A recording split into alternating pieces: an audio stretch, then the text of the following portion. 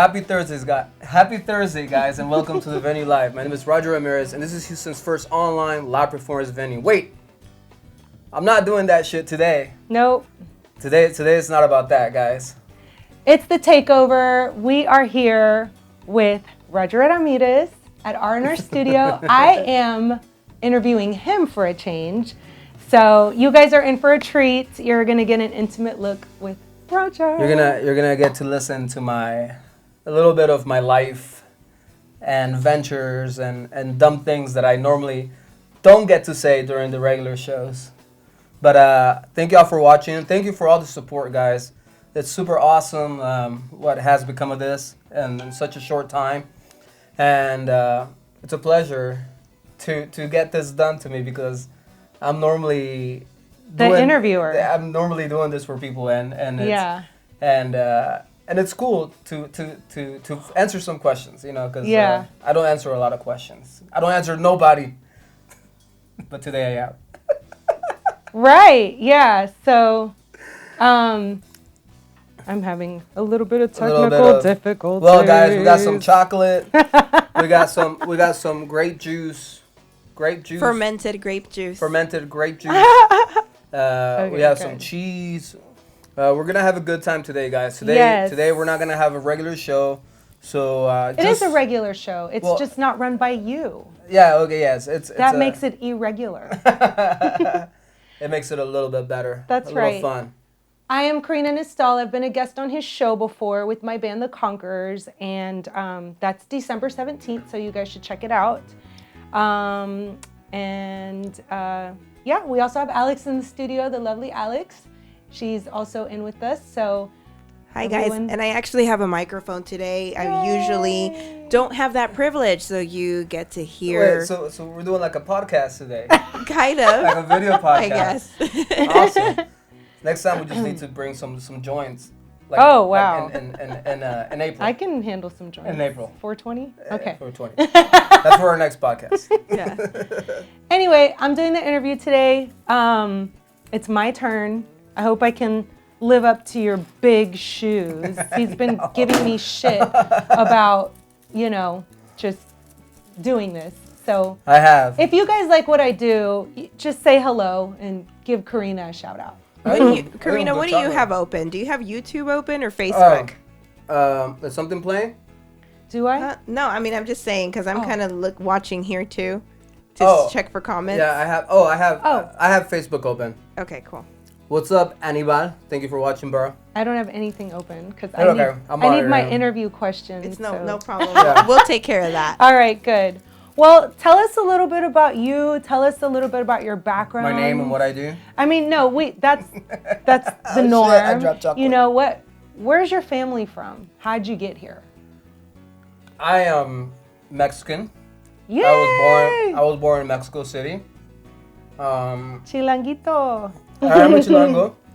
Can you hear me smacking? No? I can hear you smacking. I can hear that foil from the chocolate. Right, it's whatever. Okay. It just it lends to the experience. All right. I was born in Mexico City.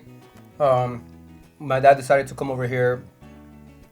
Before we came over here, we got brought over here in '93. Oh, so wow. I was 7 years old. Okay. And it was an experience. Tell you what, coming at that age, forgetting everything. Forgetting everything. Because we were, at that age, you don't think that you're gonna be in a whole different almost society, you know? You stepped into a portal. Yeah. Okay. It was like leaving everything behind. Right. We got here. We tried some of the sodas and I think Dr. Pepper, and we were like, oh, what the fuck is this, you know? Where are the jarritos? It was more like Where is the pure cane sugar? Like Coke. Right. Not like cocaine, but pure cane sugar versus what is it? The high fructose corn syrup. Mm-hmm. And so we came here. My dad was very blessed to get this job out of high school, and so my dad was like, if you've seen my studio from the inside, they really like my dad. So they told my dad that because he was so awesome at what he did, they wanted to give all of us private schooling. Wow. And so they brought us. That doesn't mean that we had papers or anything. Right. So I mean, we still had to like go through all that shit. Yeah. And so that's how we got here. And this was 93? In 93. Okay. In 93. And I remember we were so happy as little kids because my dad was here. He had been here for many years already. Aww. And he would go to Mexico on and off. And for us, it was like really sad that we didn't get to have our dad. And my older brother came with them a couple of years later on the first time, and my older sister. So we hadn't seen them three in a long time. Wow. So it was kind of like reuniting. Sorry. Chocolate. I know. It was like reuniting the whole family. The whole family. And so we were like so happy. Obviously, whenever we left, it was like so sad because we left all of our cousins, which we all lived like in my grandma's house. So my grandma's house is like 3 floors. Wow. So we had like 4 or 5 families live there. Yeah. Constantly. So we always had like friends to play with, and so coming to the U.S. and Mexico and the U.S. totally different styles of life, cultures. Yeah. You could go outside, and there you could go walk to a store. You know. Here, you were either like have a car or you're locked in. Right. And so it was kind of like that. At first, it was difficult. How many siblings is it? We have 6. 6. I'm the youngest of the man. Wow. Of the man. No. Which puts you at 3, 4, 5. Yeah, I'm the 5th. Oh, the 5th. Okay. I only have my little sister, and then it's me. Okay. So the youngest boy, but second to last. Okay. The baby gets the grief. I understand that. I guess. They say I'm the spoiled one. Yeah. But I could see that. Just kidding. Hey Nina, thank you for watching, yo. If you have any questions, ask me. Yeah. So tell us what got you into music. My dad. Your dad, okay. Was he playing in the U.S.? In Mexico. Not here. Okay. In Mexico, him and my uncles, and I think my dad's uncles. Mm-hmm. We come from a musical family. Musical family, okay. Musical family. Like mariachis or like what? What kind of like, rockeros or what? Rockeros, cumbias. Okay. Nice. My brother, Raul, who actually helped me build the studio, by the way. He's a badass. Shout out to Raul. He's a badass. Okay, shout out to Raul. And I don't remember much from Mexico. I probably should because I was like 7. But I don't. Is that normal? That is normal, right? Yeah. No? I mean... How far back can you remember? I can remember taking a dump in my diapers behind my mom's recliner when I was 2. No way. No, they made can't. fun of me for that. Yes, I can. Is that a thing yet? I can remember when I was 2 years old. You can? Yes. I think women, we just have longer memory stretches. I don't know. Well, I'm just kidding. Well, I had a lot of head injuries back in the day. Uh-oh. and even here I had a lot of head injuries. Okay. And so I don't know. I think How'd you get those head injuries? Just fucking being a child. Football. Oh, okay. Well, here football. Yeah. But in Mexico, just being a child, I have a scar right here. I had this little toy car that had like a wheel. Uh-huh. And I was running with the wheel, but that wheel had like a fucking metal like sticking out of it. Oh no. And and I guess I tripped, hit a wall, and that shit like went into my eyeball. Not my eyeball because I wouldn't have it fucking eye. But like right under. Like, I don't know if you can see it. Like I have like a little circle right there. Oh wow, yeah. And it was like stuck in there. Like I mean, I had a fucking like piece of metal like stuck in there. And so I don't know if that like did something to my brain. Yeah. Maybe it made you more talented. I mean, I don't know. I think I was always talented. Oh wow. No, but and then in Mexico, like I said, the way of life is so much different. Yeah. We live like in a barrio or whatever, you know. Right. And so when we were literally like 5, and this is unheard of here, my parents would send us to the grocery store. Okay. And it would be like me when I was like, I guess I was like 5. Maybe my sister was like 6.5 or something like that. But me young. Yeah. Like I would never send my fucking kid. No. To not fucking here. go outside. Right. You know. Yeah. But we would cross like these big ass like ejes. I don't know what the right word is for that. It's but just like a main street in Mexico. It's like 8 lanes. Like it's 8 Mexico lanes. City, I mean, so it's a major pretty like big. a major fucking like intersection, Yeah. right? So as kids, we would do that and go to and go to like the store and get groceries or get whatever, you know. Okay. So on the way back, because we had to run. I mean, we had to fucking run with like Right. groceries, you know. And that's so funny to think about now. But I tripped and I fell right before hitting the sidewalk, getting to the sidewalk. And there's other scar up here that goes from like right here to like up here. Oh my God, I see it.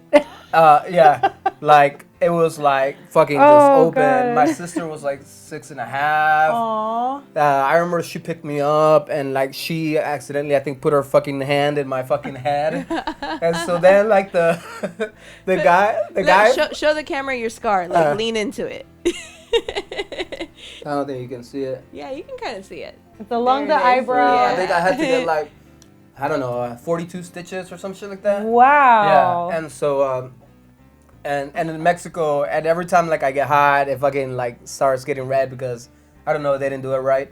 But there was a mechanic right there in the corner that I guess knew us. Yeah. So he finally picked me up and like ran me to my mom's house. Aw. And so, you know, he knocked on the door. Yeah. My mom comes out and she was like, oh, we'll take care of this, you know, we'll take care of this shit. And he was like, I don't know if you're gonna be able to do that. So then she was like, oh shit, no. So then we had my uncle that took us to them. Aww. So that was a Bless head. your heart. Yeah. That was like the head injury part, right? I don't even know what the question was. The question was, how did you get into music? You know,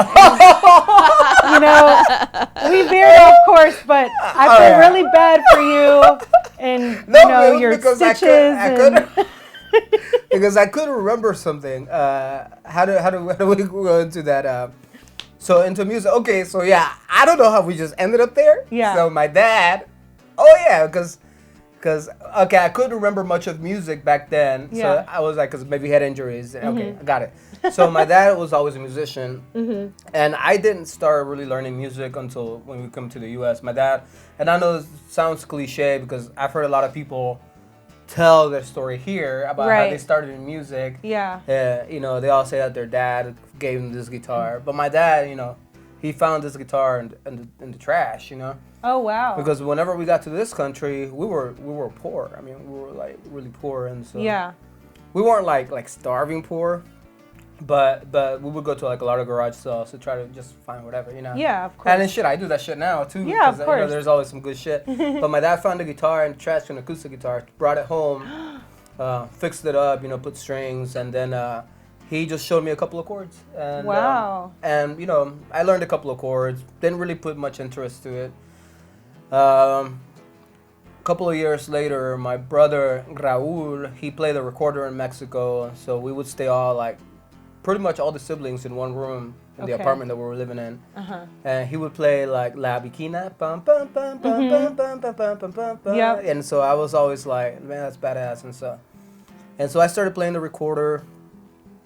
And any little melody that I would hear, I would always try to figure it out, and you know, and it wasn't that I was trying to show off, but it was just something that I had to do. You know? It was just as a child. Obviously, we didn't have the internet. We didn't have the luxury to fucking travel. You know? And it was like go play or learn an instrument. Or no, it was actually more like you play your instrument or learn fucking English, bitch. Yeah, because you don't know fucking English. That's you just got true. to this country, you know. So we were watching like Inglés sin Barreras. Oh, that's funny. And either like going swimming and to us, the apartments. You know, when we got here, one of the very first things was like, man, we have a fucking pool, you know, like there's an apartment pool, you know. So to us, it was like, man, we never had a pool, you know. Yeah. But that pool was so fucking like chlorined up. Wait, where did you grow up? In Mexico City. No, I know, but when you got here, like, was it in Houston? Yeah, oh, Westbury. Okay, cool. At the Westbury area. Yeah. And so those apartments don't exist anymore. Probably it's a good thing. Aw. But we're like, fuck yeah, let's go swimming, you know. So, yeah. But me and my brother decided to keep our fucking eyes open the first time we went swimming for like long periods of time. We were like blind for hours afterwards because I mean I guess our eyes were so like bloodshot and like. But yeah. So again we were veering off the question. So yeah, so because of my dad, your dad, my brother, you know, we've had that influence always of music, and even in Mexico, my sister, she would listen to Queen. Okay. And it didn't really make sense until I started listening to Queen here, because I obviously didn't remember. Yeah. But whenever I started listening to Queen, I was like, fuck, that's a badass song. I'd be like, a fucking memory would like fucking like Right. spark up.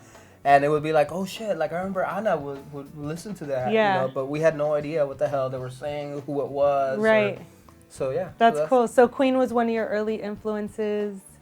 Yeah, Queen, early influences, man. I started playing like Mexican music, like cumbia. I mean, if you want to talk about early influences, it was like Bronco, Fito Los Bukis. No, not so much Los Bukis. Fito Olivares. Okay. Los Tigres del Norte. Los Tigres del Norte. Yeah. All those norteño songs. Okay. Because we had a family cumbia band. Right. My dad, once we learned how to play instruments. Yeah. I was a bass player for my dad's cumbia band. It was all family. It was so wait, your first instrument was guitar? No, my first instrument was a bass guitar. Was bass guitar, okay. It was a bass guitar. That's cool. And we had a kick-ass band. Yeah. We had a kick-ass band, but... And how old were you when you were playing for your dad's band? Like 10 or 11. Okay. I mean, no. It must have been like 12 or 13. 12 or 13? Yeah, because I remember I was playing football, and I got a concussion. Oh, no.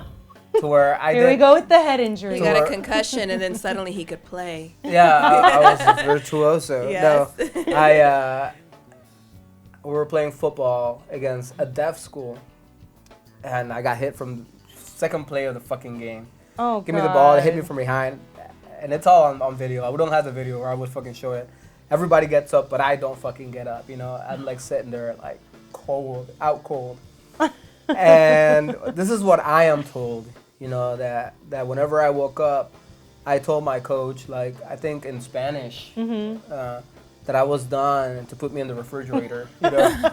and so whatever, you know, I couldn't remember. The only thing that I do remember from that game is people fucking randomly putting, like, fucking ice on cold water on me, you know? Oh, wow. Because I couldn't remember my family's names. Oh, no. Like literally, my mom was like, this is what they tell me, that they would come up to me and my mom would be like, hey, like, how are you doing? So I'm like, who are you? Oh, no. Like, how fucking scary is that shit? That's you know? really scary. Where you can't even remember, like your immediate, like family. Yeah. And I couldn't remember. They would be like, okay, you know, remember this number. They'd do the whole, like, 13 and 2. They'd come back to me and be like minute later, and they'd be like, what are those numbers? I'm like, what are you talking about? I mean, nothing. But my dad, because we were the family band, we had a gig like the next day. So so my dad kept asking me like chord changes to songs. Oh, wow. And I couldn't remember the chord changes. You couldn't I or could. you could? No, oh, I could. I okay. could. But I just couldn't remember who the fuck they were, you know? Oh my God. And it was just like, yeah, so whatever the question was. I started playing music at an early age. 12, 13. Cool. Well, let's play something. We've got some songs selected. Yeah, okay, yeah, we do. I gave him some of my So favorites. We're gonna play some songs. All right. So something that I've done, and so this is a song called "Te Esperaré." Yes. It's a song that I wrote with the help of my now fiance. Aww. Right. I think okay. that was. I think that was did most of the work. Yeah, of course. I did, you know, he wrote the music, he wrote most of the lyrics, but you know, there was a few maybe rhymes and trying to word things in Spanish that maybe he needed a little bit of help on, and so I helped him with the wording a little bit. But for the most part, of course, this is Roger's work. I'm not a musician, so. And awesome. I think this was during the time that she that we weren't really going out yet. That we weren't. You guys out. were just friends. We were. I mean, we Friend were going zone. out, We were but friends- we were we still were friends very with benefits. fresh. Okay. Roger, Oh, we were wow. never friends with Just kidding. benefits. Like, no, seriously, what the fuck? Okay, Let's make things clear now. Were we ever friends with benefits? I don't think so. I don't remember that. Roger, you better play the song. Okay. No, but I was saying that I was gonna wait for her to spit out Aww. Oh, see, no, it was No, a sweet ending. we to were dating officially, but we, you know, it's just, you know, there's kind of like that weird time. Like, are we going to commit? Is this going to be serious? Are we going to take it to the next level? So that's what it's more about. You know, we're boyfriend and girlfriend. Are we going to go to the next level? And we did. Yeah. Yay! and Round of applause, everyone. Yes. Round of applause. And so clearly we did. So we're gonna play. This is one of my favorites. I chose this one. Here we go. I'm gonna play. Hey, Ashley, just go to camera at 10. Yeah. And the volume is on 29 or whatever.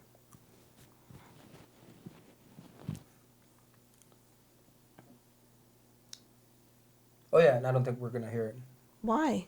What's happening? Oh. Are we muted? No, you're not muted.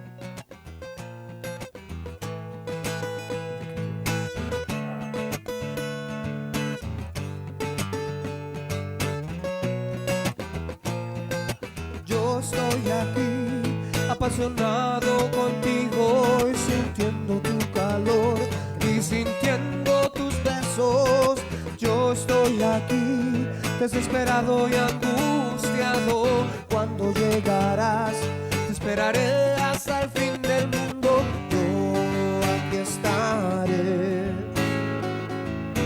cuando tú estés lista. Y te cuidaré cruzar estas avenidas. Te quiero y te amo. Yo estoy pensando en tu cuerpo y tu risas, tu pelo muy sensual y tu piel morenita. Yo te necesito, mi cuerpo pregunta por ti. Aquí yo estaré con los brazos abiertos. Yo aquí estaré cuando tú estés lista y te esperaré para comenzar nuestra vida. Te quiero y te amo.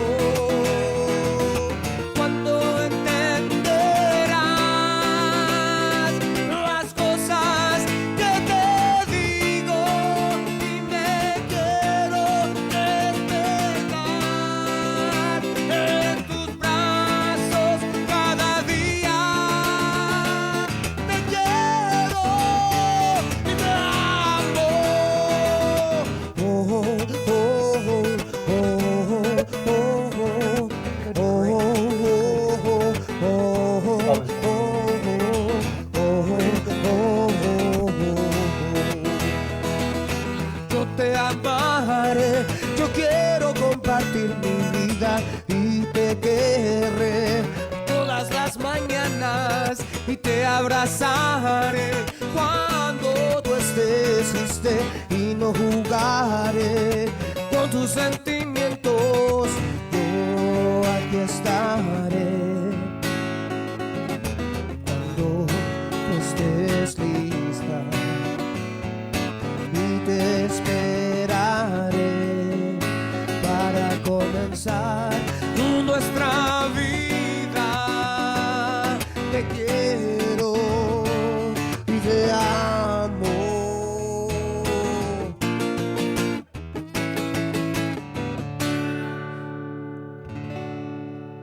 Little out of tune, but fuck it. That was one of my original songs.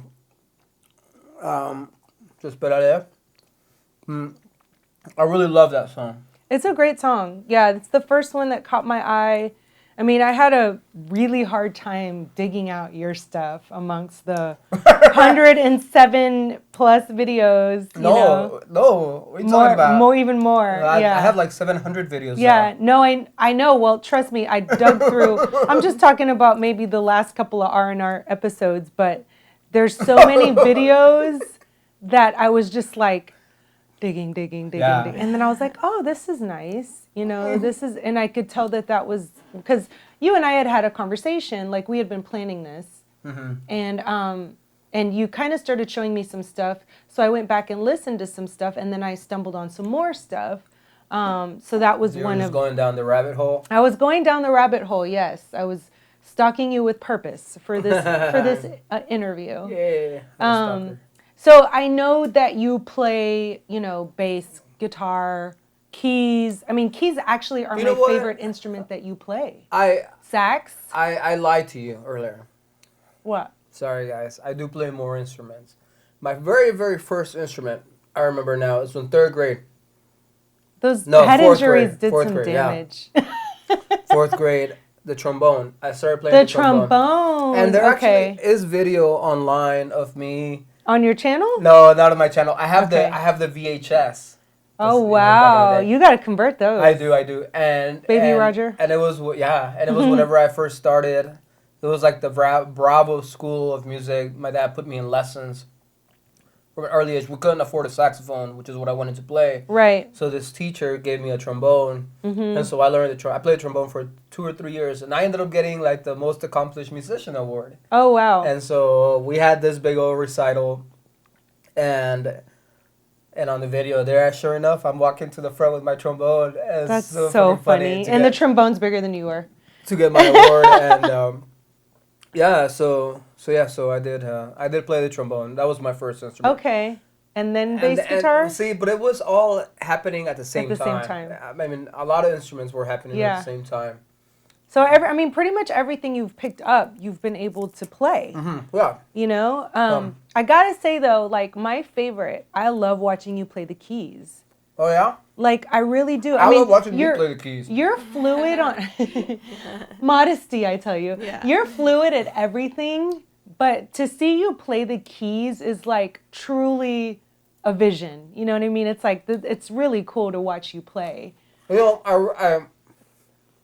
I started learning the piano because I got kicked out of school. More head injuries. No. This was more like killing my freaking neurons. Oh, no. Alcohol. So Oh, I went to a wow. Christian school, Okay. and my dad. No, not my dad. I was always like the partier, Okay. and so I got kicked out. Of all your siblings? I got kicked out. Yeah, I was a wild one. I think so. You know, not anymore. But I was the wild one. I think at one point. You know, and I think it was just the people that I hung out with. But I was always getting in trouble for bringing alcohol to like band trips. Oh, boy. And from an early age, I was like a little entrepreneur. You know. Yeah.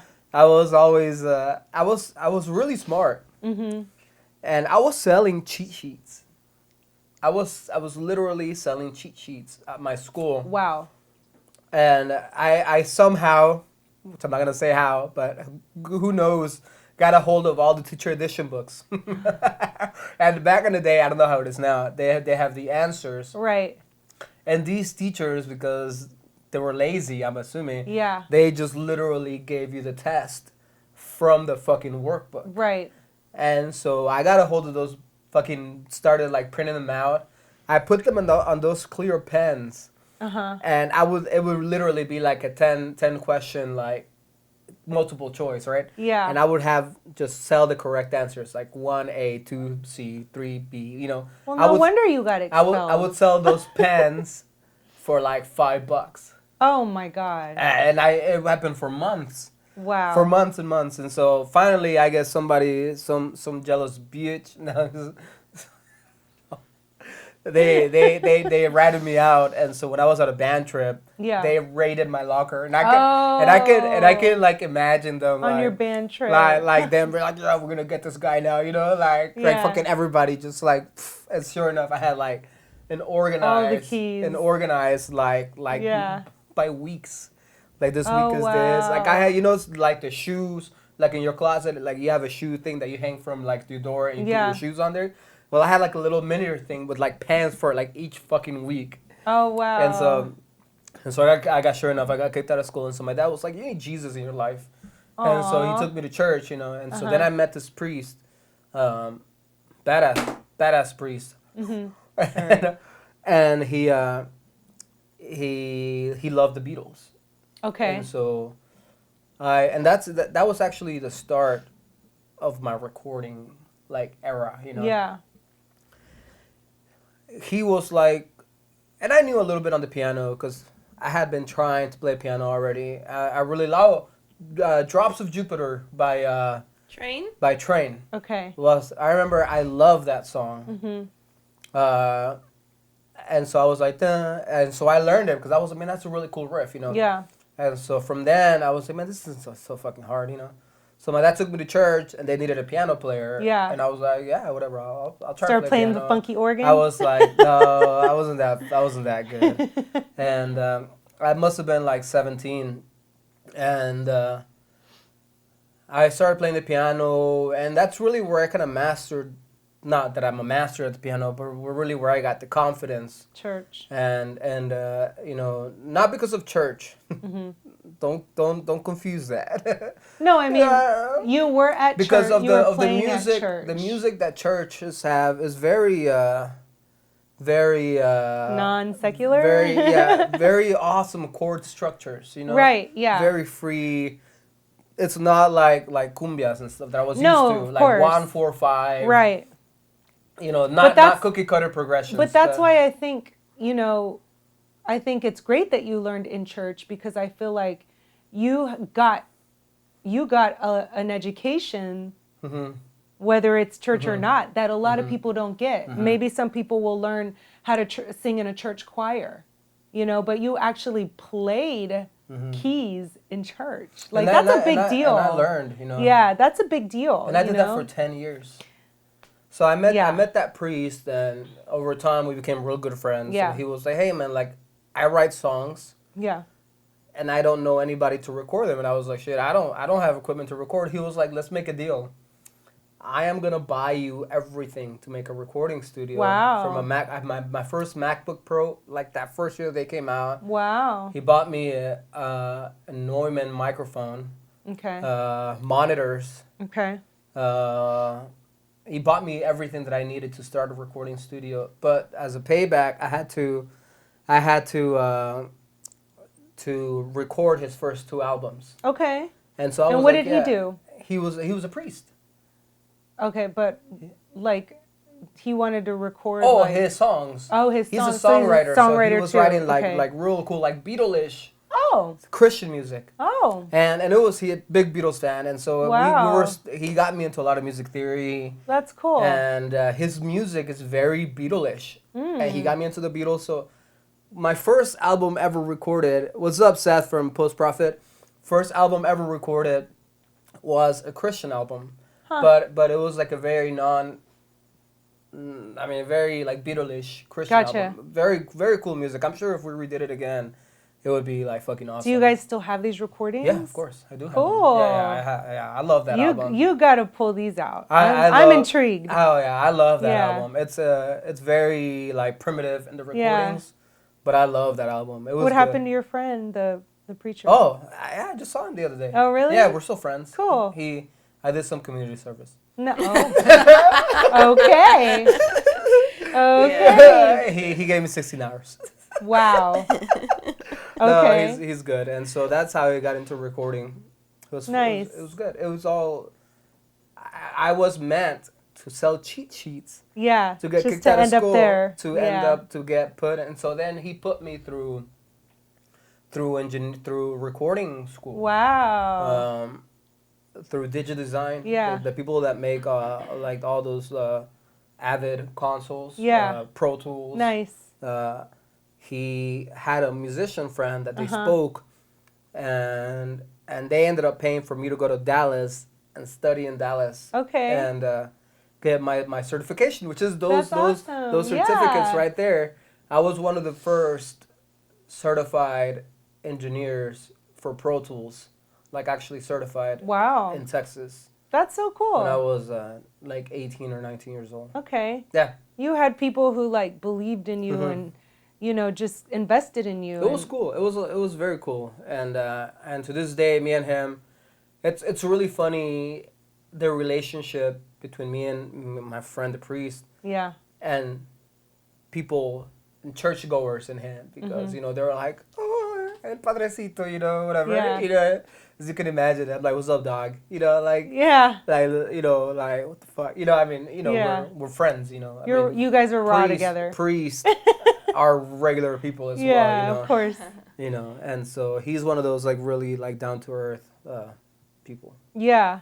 what you got for me next? Cool. Well, I wanted to ask you about your writing process. Like, what, how easy do lyrics come to you? And you mentioned that you wrote, actually, your sister had a poem that you turned into a song that your brother-in-law sang. No, I actually sang that Oh, you song. sang it too. Okay. So, tell us a little bit about what inspires your writing process. My writing process, and I really like that picture actually. It's like it's inspiring. The more grape juice that I drink, I think the cooler that it looks. It's really cool. Yeah. My process in writing music. So I was never a songwriter until I met a lyricist or a songwriter. By then, because I never written a song. Mm-hmm. And I do have to give shout outs to my brother-in-law named Patrick, and because whenever I met him, when I had first gotten my first job, because I was undocumented for so many years, so I didn't really get to have a regular, I wasn't able to go to college because I couldn't accept scholarships. Because I had really good scholarships. Not really good, but some. But you got a badass recording engineer. Yeah. I mean, I think this not a bad trade-off. I think my whole life, now that I think about it, positioned you. The what I thought were failures and hard times really pushed me in this direction. Yeah. And so I met him. We became friends. He was my boss. Okay. Now he's married to my sister. Wow. That was a weird transition. but it was boss cool. to brother-in-law. But it was yeah, right. But it was. Hey, what's up, Roxana? Well, I'm just talking about them. And so, so that's Patrick and my sister. So he really inspired me.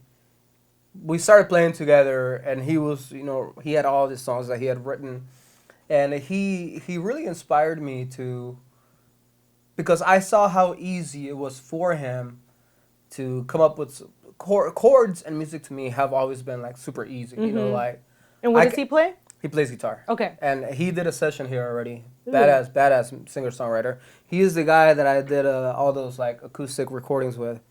Okay. And so for Sweet Release? Yeah, for Sweet Release. Okay.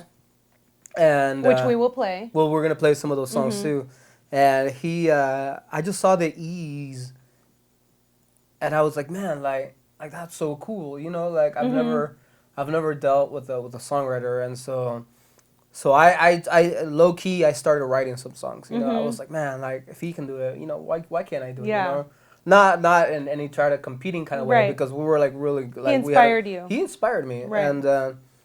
and by no means has ever speaking or writing been my forte. Right. Never. The whole language transition from English to Spanish at a young, where I was barely learning how to read in Mexico. Right. To come into a different country and not knowing shit. And the high school that we went to, or the school that we went to, didn't have an ESL program. They were a small private school. Oh, wow. So we were stuck. You roughed it. In just classes, and so we had no no middle ground, no formal transition. It was you're either gonna learn or you're gonna fucking pee your pants, because you're gonna not know how to go to the restroom. And you obviously learned really well. No, I peed my pants because the teacher that I had, which I'm not gonna mention any fucking names. Don't give him any credit. No, of course not. She was one of those people that just if you didn't say it perfectly, she was gonna be like, what?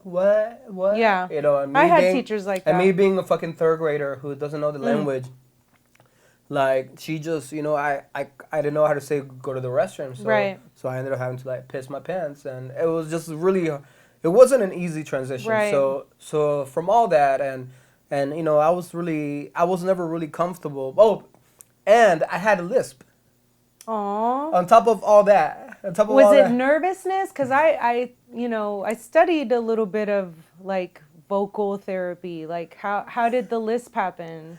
I don't think it was an actual lisp. I think in Mexico, I just never really learned how to speak. Okay. Because you don't have a lisp now. No, I didn't learn how to speak properly until I was like 30. Stop. Stop. Until I was like 29. 29. 29. 29, Yeah. 30, you know. I had a huge lisp, and I mean, like, it wasn't like a cute lisp. Oh, she says it was cute. Oh you no, know? it was adorable. But, no, I mean that's why Roger's like, you obviously you wanted to date me because I'm such a badass musician, right? And I was like, no, it's because your lisp is so endearing. Oh, like, whatever. Seriously. Wow. What's up, Patrick? What's up, Patrick Wow. Kelly? Well- You're awesome. Oh, much love, Karina. He knows you too. Patrick Kelly. Oh, from, yeah. from Them. What's From up? Them. Roxana, I love you. She's over there crying, and so I had a lisp, and so I you know, my parents started teaching me in Mexico, but I think I just didn't give a damn to like really learn how to roll my R's. And you know, if you don't know how to roll your R's in Mexico, you're fucked. You ain't really Yeah. Latino. And it was like, Zohelio. I mean, I just didn't know how to do it. I think Yeah. it was that.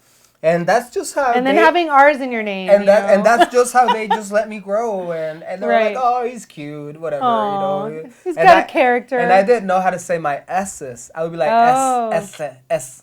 I would I would do it from the side instead of like the front. Yeah. Grew up like that. Wait, so how did you correct it? That's a fucking funny ass story. And so English to me was such a blessing because there is not. I still had issues with the S's, but Right. R's were like gone. Right. I was like Roger, not like Zohelio, you know. Right. You know, and so now it's okay. So how did I correct You're it? so proper now. How did I correct it? Which it was the reason why I never wanted to sing my songs. I mean, it was just like, you know, whenever me and Patrick started writing, I was writing songs, and I was like, man, you sing them, you know? Like, I'm not going to fucking sing them. Because I was embarrassed. And so then my dad, one day, was like, what the fuck are you doing? Like, you sing your own songs. You know, my dad's a songwriter, singer-songwriter. Oh, So, wow. Yeah, my dad's awesome. Yeah. He's like, you sing When your... is he going to do a show?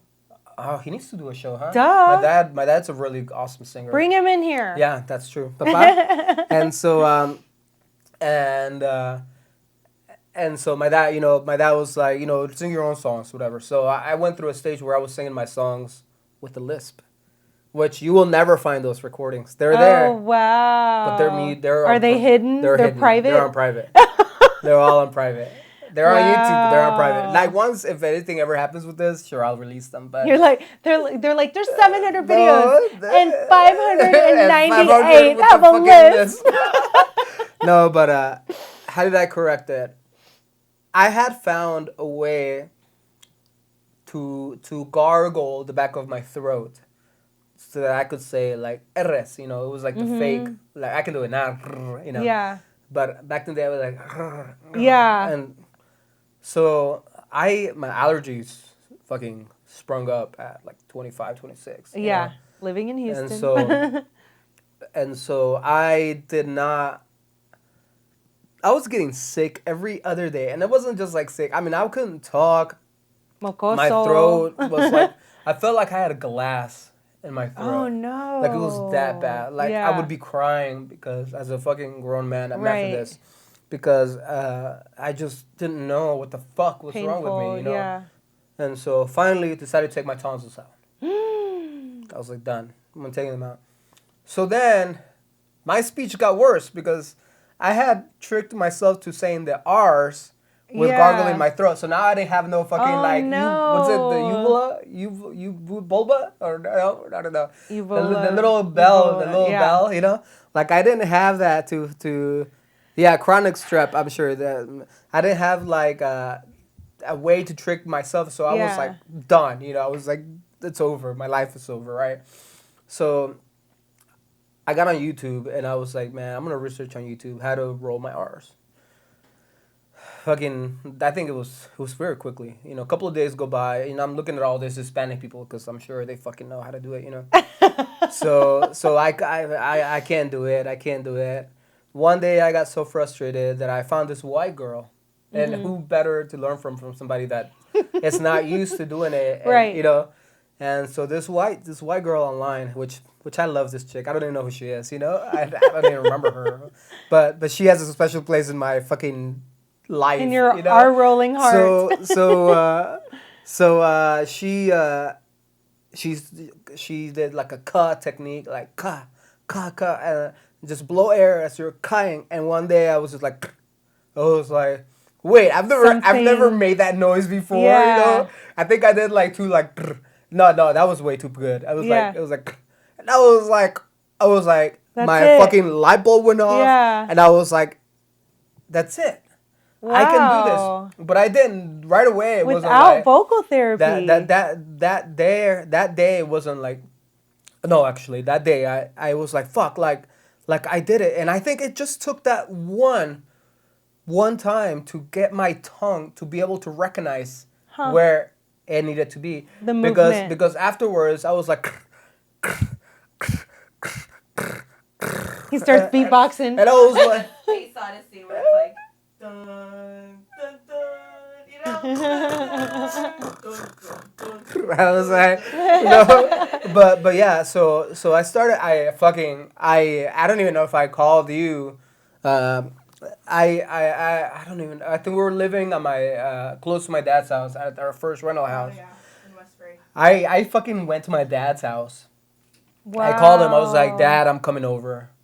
And did the battery die? Yep. Okay, so there's more batteries over here. Then that bag right there in front of you, there's like a huge right there too. Yeah, that's full of batteries.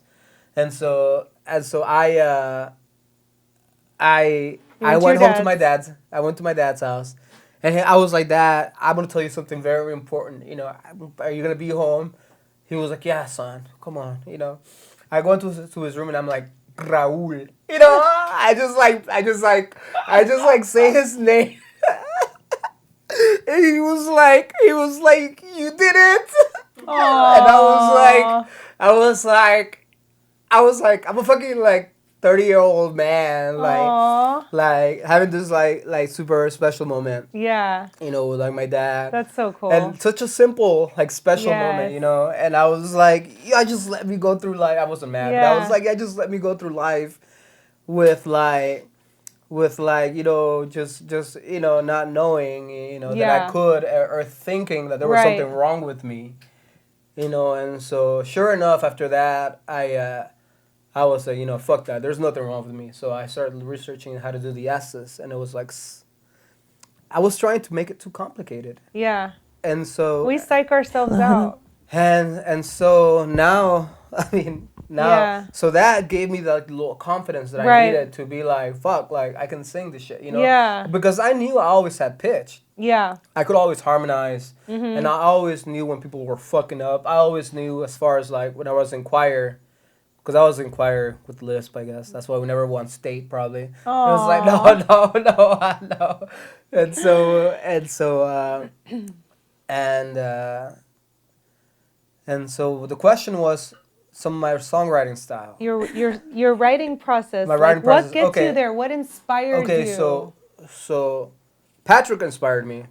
Got all Yeah. my vocal shit out of the way. You know, we needed to talk Yeah. about that. And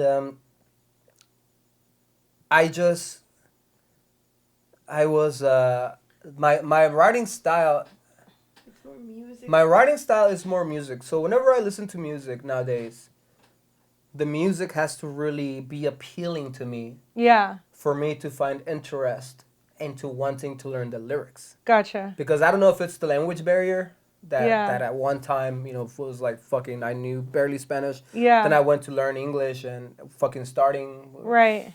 that I don't pay attention to lyrics. Okay. And so I'm like a music person. Like, Yeah. Like if the music is badass, I'll take the time to then listen to the lyrics. Like I can't understand them. Yeah.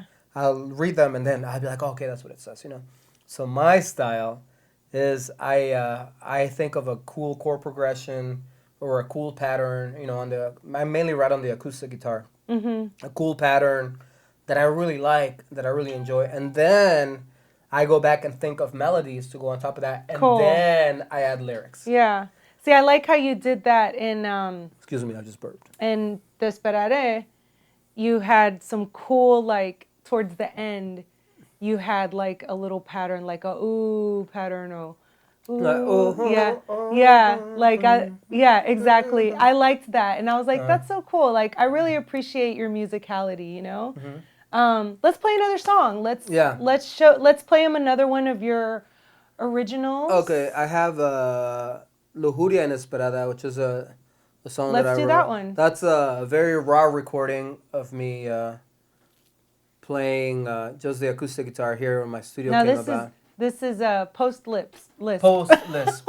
Post. I said lips. Post Lisp. lisp. Yeah. Okay, we're good? Okay, here we go. Those are new songs for you.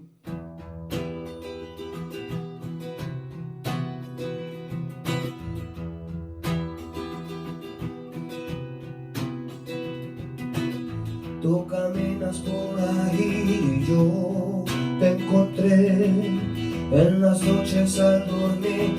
No te olvidaré, tú eres simple, natural y no me cansaré. Como un cáncer en la piel, dame todo y cúrame. Tú me haces sonreír solo con verte a ti. Tu cuerpo anda diciendo que me quiere para ti. Tus labios yo quiero besar, amor, te quiero. Lo que quiero yo es contar las penas de tu cuerpo.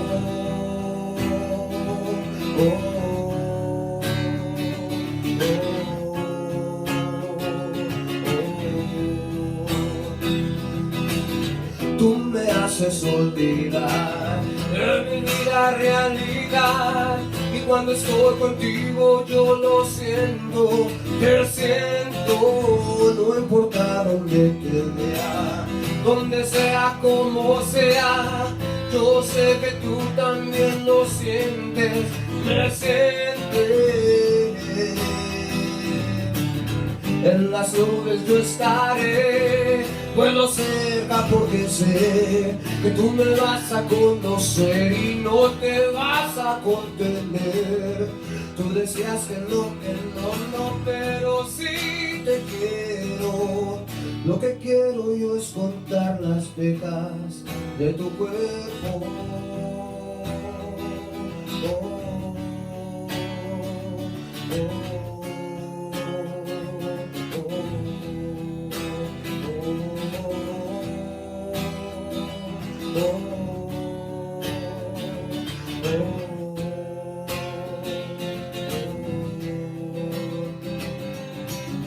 La ansiedad que siento por tu cuerpo, no entiendo.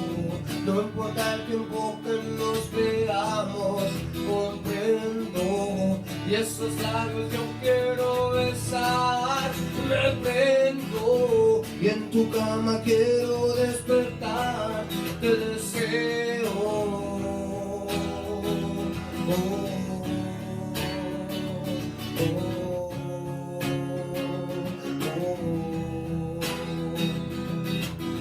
La lujuria de mi corazón, pelo largo y ojos de princesa.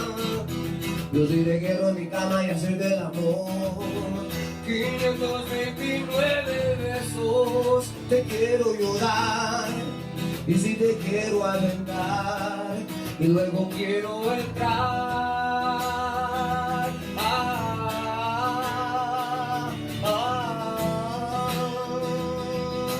Quiero entrar en ti. Oh, quiero entrar en ti.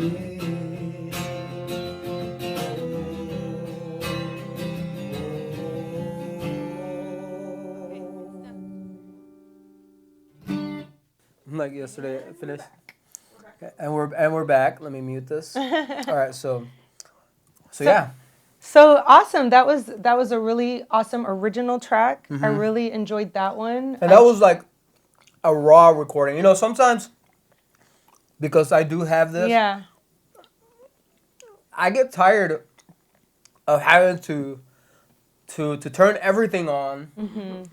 to do a fucking recording, you know. Right. And I know it's the opposite. If musicians had this, they would be like working on it all day. Yeah. And I do, obviously, but Well, it's hard but to sometimes, engineer but yourself. sometimes, yeah. And I think that's what it is, Yeah. you know. That I'm like, man, I have to like go back and forth between the mics, Right. but that was a straight up, I think, like iPad recording Yeah. of the track. Yeah. Well, I mean, I think it's awesome that you overcame so many years of vocal therapy, speech pathology, all by yourself. Is that oh, God. No, I mean, it was so fucking like traumatic because I did not want to speak. I know. And look at you now.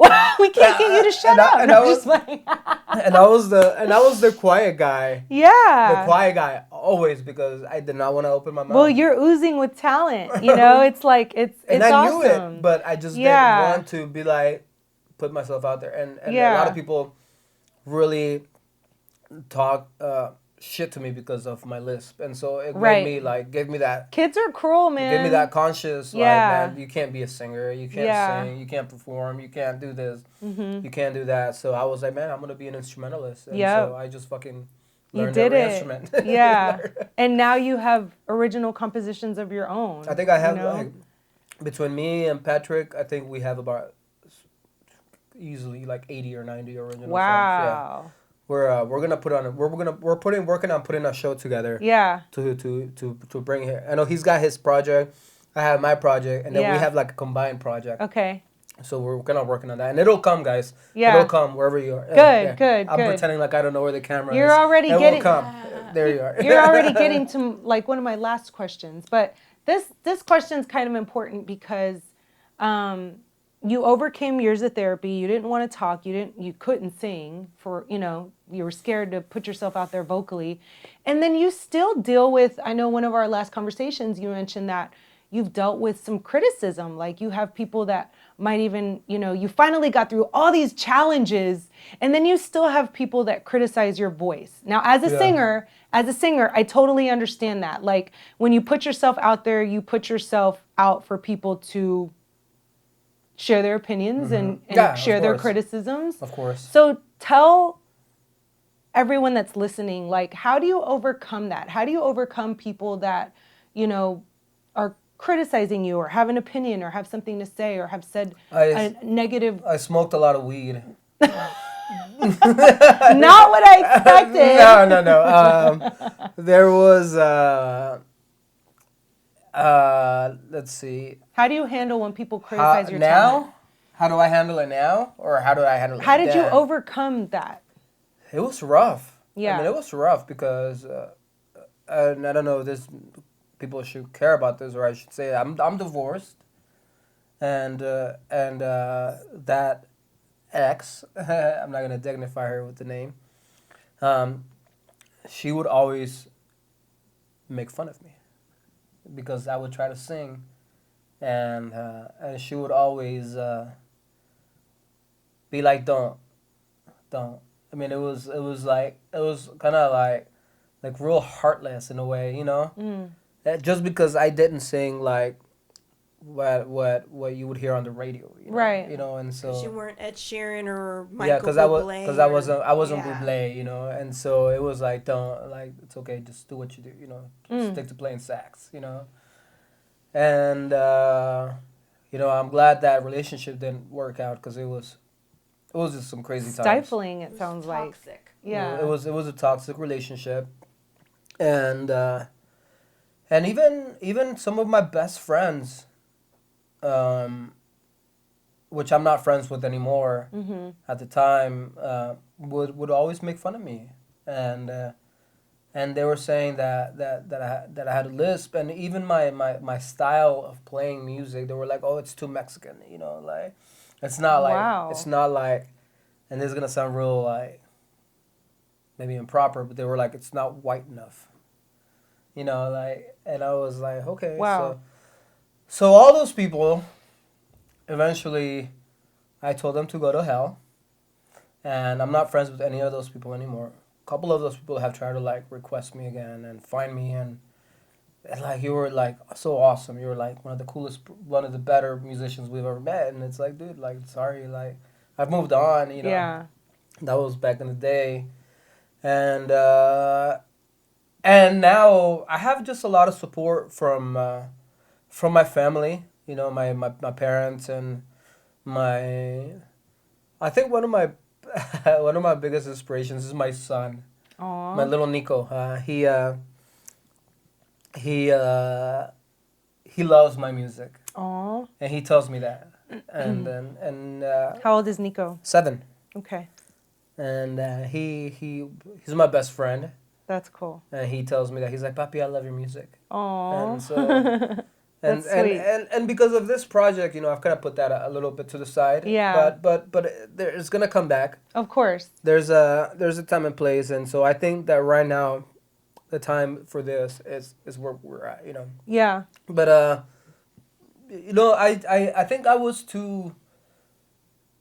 And all of these people that were telling me that, they really didn't know music. Right. They just wanted me to sound like that one person they really liked. Like they really Maroon weren't open. 5. Yeah, Yeah. they really weren't open to and I think if I had been a singer my whole life, I think that would have been a lot less affecting to me than if I than me overcoming like this Yeah. whole speech thing. Right. And then once I got that confidence, them still being like, "Nah, you suck." Yeah. I was like, "Oh no, it's not over." Yeah.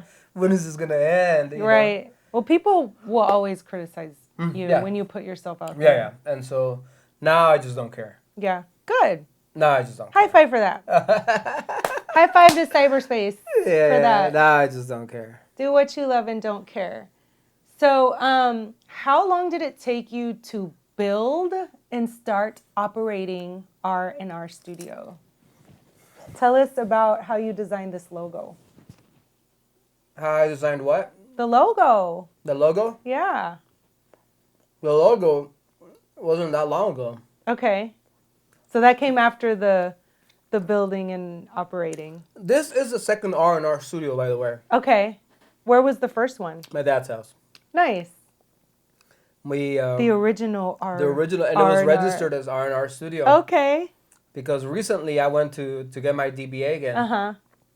And they were like, there was another R&R studio registered to Ramirez. I was like, yeah, my dad. It was my studio, And so I finally took the name. Yeah. And the logo, I was at work with this guy. I don't know his name. Freelance. I work with a lot of freelancers. Okay. So I get to see him once every fucking 5 months, Yeah.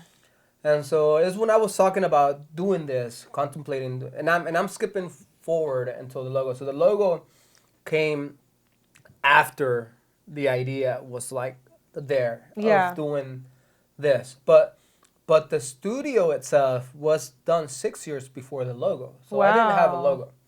This studio. This studio. Okay. So this studio has. How long have we been here at this house?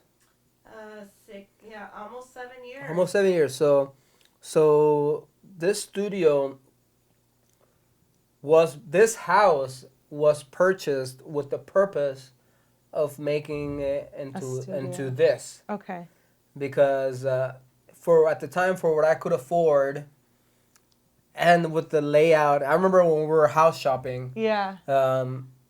My main thing was like, what does the garage look like? What does the garage look like? And so then all the buyers would be like, why do you want to look at the garage? And then she was like, nobody cares about the garage. I was like, I care about the garage, because I want to know where the garage.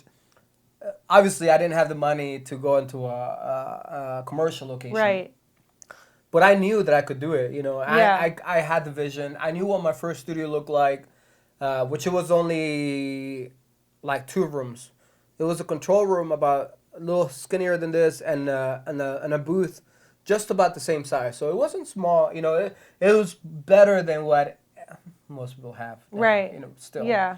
But I never settled for that. I was like, I want to go all out. I want to be able to practice with my band, but at the same time be able to multi-track everything. That was Yeah. always like a dream of mine. Mm-hmm. And another dream of mine was always able to have monitors in every booth Yeah. to where I could show, and Next level. to where I could show, and this at the time I couldn't afford it, obviously. Yeah. But I always told my musicians, one day I'm gonna have that, guys. Right. And this is whatever we used to practice at my dad's house. Okay.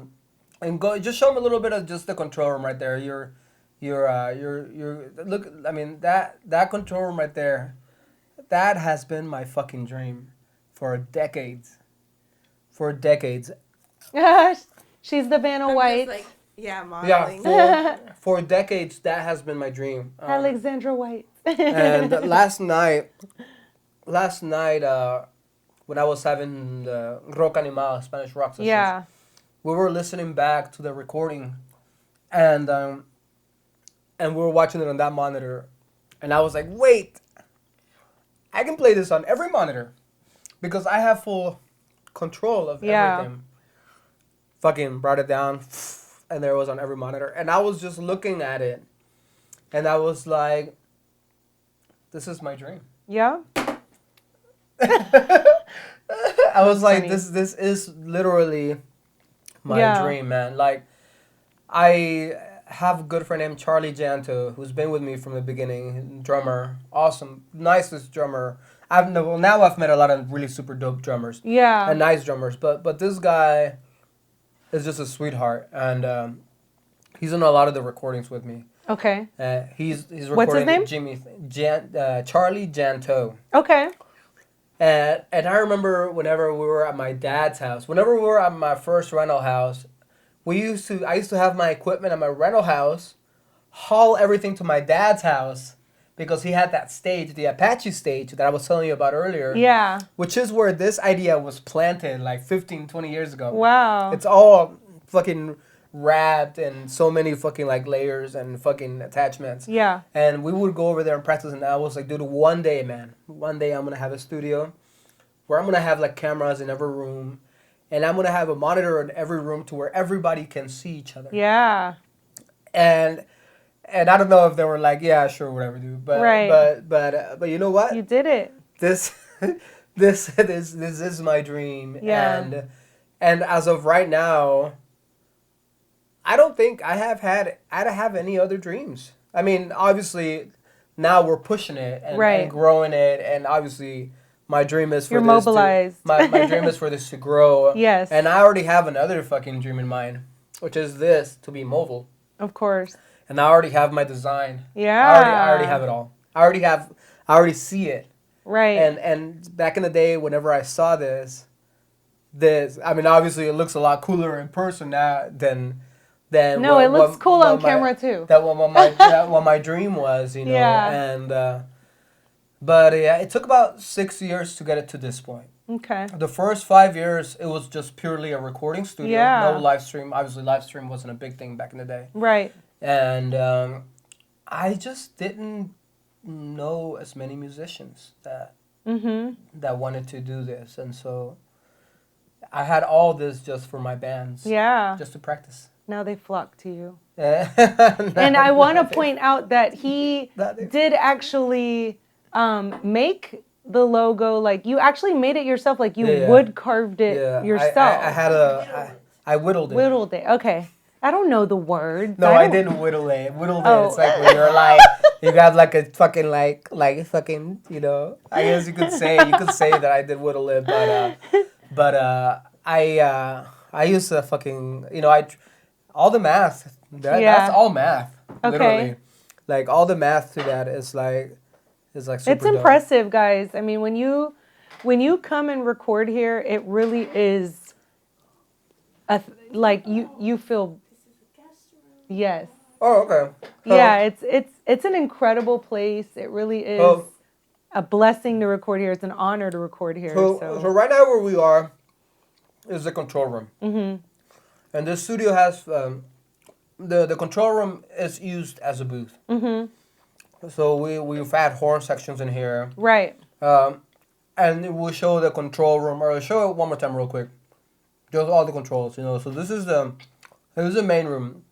This is one of my favorite rooms because of that. Well, talk about, like, I want to know, How long did it? I know you said 6 years, but kind of go into it. Okay. And you don't have to spend too much time on it. A year. But piece by piece, like how long did it take you to just So kind of do the all rooms, this? the drum booth. Can we show the drum booth? It's so funny that I can fucking say that. And you have a control engineer right now. So the drum booth and A the hot other one. and the other side booths, those. So that's the drum room that you're showing. That's right? that's Okay, another there camera, it and I have multiple Okay. cameras now. Yes. Ooh. And so, so that's the drum booth. That whole area in there. Go to camera 1 and 2. Those are just click on 1 and 2 on the top. So 1, that's the guitar booth, and 2, that's the bass booth. That's the original bass booth. So those 3 booths right there. Go to camera 7. Camera 7 shows Wow. the 3 booths. So that's So that was phase 1. Okay. That's the garage. Wow. Phase 1 was to convert the garage. So the minivan should be in there, right? The fam I car. will never drive a minivan. Just saying. Sorry, the Range should be in there. I drive a proper mom car. Escalade. It's, well, yeah, Roger drives an Escalade, but I drive a what are those called? Those mixed hybrid vehicles. Oh, Yes. okay. Mm-hmm. It was a joke, I swear. and so that's the garage, and so that took about. It definitely took longer than the control room. I could In the 6 afternoons. months maybe. Wow. 6 months of And I have- continuous work. And I have a video. Did I not show you that video? That shows like picture by picture, almost if everything got made. Wow. And I'll say like a year. Let's say a year in the afternoons. Me and my Okay. brother, after he got off of work or after I got off of work, we Raul. would meet here. Raul. Okay. He's badass. So he would leave his tools here. Yeah. He would just come either, it was when we could, like an hour and a half, or Yeah. on the weekends all day long, And so, but I mean, it was science. It was like a feat of science, just getting it all in there, and the glass, and just the constructions, the measurement. Yeah. I mean, all math. I mean, literally all math, and being able to put the glass. Yeah. I love these windows. Like, it's not like just one big window, it's like he's actually got 4 windows right here. You could tell that a lot of time went into, like, the measurements are so precise, and everything was just done so Well, you know why it's like that, metrically. right? Because I couldn't afford to get big sheets of glass. But this is actually cooler. So I got on Craigslist, Yeah. and I looked all over Texas to see if people were selling glass or just giving glass away, because I was trying to buy glass. Okay. And one sheet like that of glass, one small sheet, a quarter inch thick, was like $400. Wow. That's crazy. New. I mean, Yeah. $400 to $500. I was like, fuck that.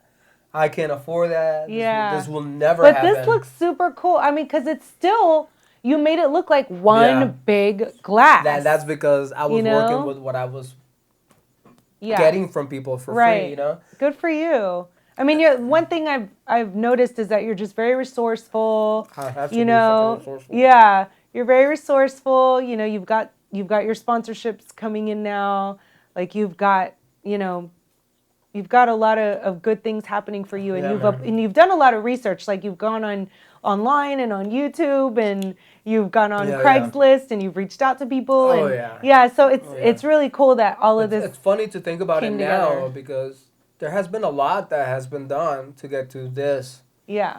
When I lost my job, I had very little money saved up, if not any, And whenever I approached Alejandra, my fucking fiance over there, I was like, "What do you think about this idea?" And at first she was a little skeptical because I'm investing. Right.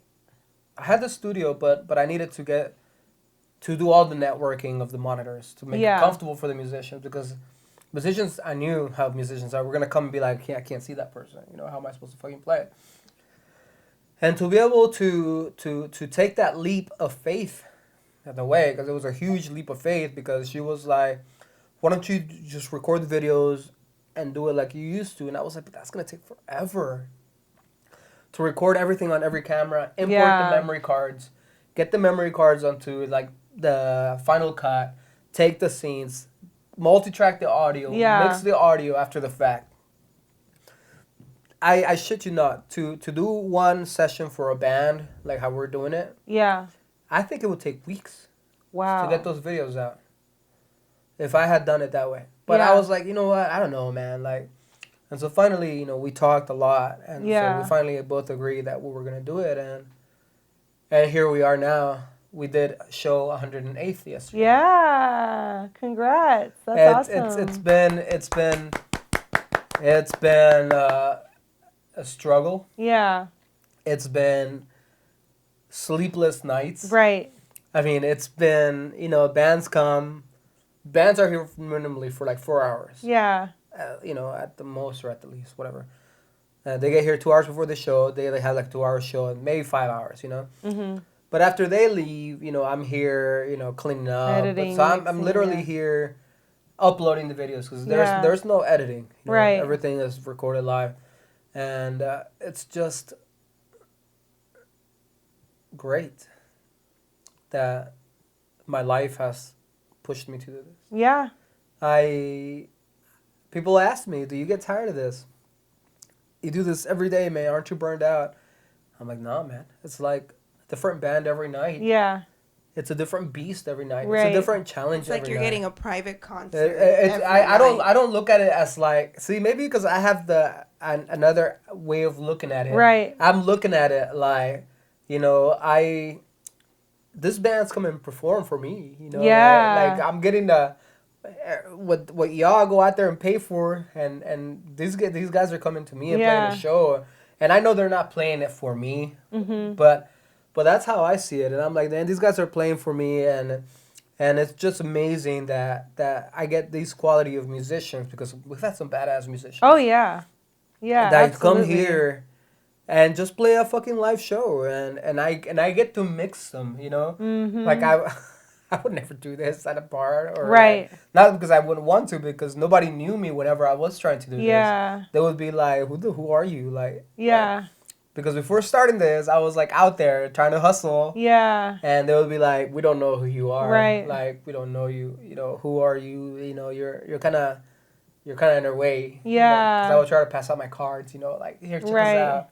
If you want to record, you know. Yes. And a lot of bands were like, a lot of bands fucking pissed me off, because they were like just fucking blowing me off, you know. Right. And a lot of those bands have been here too. Yeah. Yeah, I remember you mentioning some of that too. Which reminds me, if you guys are tuned in, checking us out, share the video. Yeah, I'm sure they'll get to watch it. Yeah, please share the video. You know, the more shares we have, the more followers. I mean, you know, he's like really selflessly gone out of his way. I was really impressed as an act that was featured here. I thought, man, this is so cool that he does this, considering that he is, you know, an artist himself. Like, he can be recording his own music, but he's decided to bring in other bands and take other bands on and record us. And it's like, you know, you've reached a milestone of over 100 shows. Well, if you want to think about it like this, I have live recorded over 100 albums. Yeah. Wow. In 5 months. It's incredible. You know what I'm saying? Yeah. Like, it's incredible, and it's only growing. You know, it's definitely growing. That's the cool Today thing. I had like 4 or 5 bands hit me up. Yeah. And bands that, you know, I don't mean to forget about bands, guys. Yeah. But these guys, you know, I'm not saying any specific guys, but bands. Right. Hey man, like, did you get to listen to my stuff? And I'm like, fuck, like, no, I didn't. You Yeah. know, like, I'm sorry, I'll do it right now. I'm listening, and then other bands like, hey man, you know, this person reached out saying that we should contact. And I mean, on a daily basis. At first, I was begging people literally begging people. It's like, hey man, Crazy. like why don't you come over here? Yeah. And, like, let me record you live. They're like, Yeah. man, we don't know you, whatever. Wow. But now, and then people come in here and they're like, wow. yeah, and I'm just very I'm just very thankful. I'm very thankful. No, we're thankful for you. Without the bands, this would never have happened. Without the people that watch us, this would never happen. You know. And you're giving us another platform. That's another reason why I wanted to do this interview, because I was like, this guy is like exceptionally talented, and now he's getting buried under all these videos and all these other bands that he's featuring. So let's like literally my content. Like literally, your content is like at the bottom, you know. So I'm gonna download it. And I was like, let's flush it out. I'm gonna download it and re-upload it. Yeah, you should. You should. You should. But you'll lose your views. So let's just reshare them. You know. Yeah. And speaking of, like, you know, I know we all know you as an engineer, and you know, if we dig deep enough in your YouTube channel, we find your stuff. You've done so many cool covers, like so many. You know, like, I mean, the Mark Anthony ones are my favorite. I loved the Careless Whisper, the Jimmy thing. Where I'm playing with myself. Yeah, I love. Yeah, that was pretty cool. I mean, we might have to play 2 back to back. But you know, I'm a big fan of your covers. The Café Tacuba as well. I even thought, like, man, I'd like to see him do Hasta que te conocí. Like, I'm a really big fan of seeing you sing, like, your Spanish stuff. You actually, like, I could see you opening for Mark Anthony. Like, no, seriously, no bullshit. I can see you opening for Mark Anthony. Like, your voice is really powerful like his, and like it has that like deep, you know, like Latin vocal feel. And I was just like, you know, I could see him being a strong opener for Mark. So anyway, I was thinking we could, you know, we could play some of those. Let's play let's see. No hay nadie como ella. Nadie como ella. And then we can follow it up with one of your older ones. Man, I really like. We'll have to do the Jimmy thing, and then maybe after another question or so we could do Careless Whisper. Of course. But because I want to go into your process about how you did Careless Whisper. So yeah, we'll do Nadie como ella, because this is just one of my favorites. He really nailed the vocal. I love to hear him on keys. And then Jimmy thing, you said your friend was on it. Do you want to give him a shout out? Charlie. I talked to Charlie just That's like an older every day. video, right? It's an older video. Yeah, it's like 6 years old or something, I think. Yeah. Okay. That's when my Apache stage was the idea. That's right. Apache stage. That's right. And then maybe one day you can do Hasta que te conocí or something, you know? Yeah, that's a great one. I mean, I've played it with different bands, but not like Vivir mi vida, that's another one. I was like, oh my God, he sounds so I played great. Vivir mi vida many times. Did you? Yeah, many times. I didn't see that one. No, I didn't record it, but I played it many times. You gotta record it. You gotta record it, buddy. All right, let's give us another song. All right, let's see. Let's go with Nadie como ella, and I need some more. Thanks for tuning in, guys. Yeah, guys, thank you for. I know you'll see this later. There.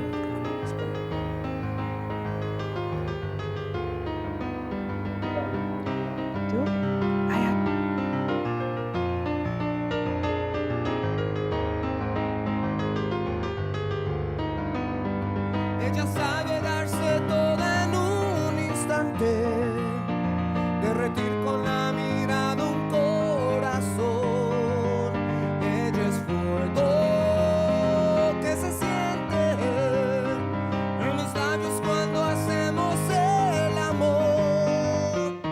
Es una aventura andar bajo su blusa, poco a poco acariciar toda su piel. Es un sueño darle un beso. Ella sabe que me tiene a su merced. Mi corazón es suyo, me siento suyo. Daría la vida por volverte a ver. ¿Quién iba a imaginarlo? Yo convertido en un capricho de su desnudez.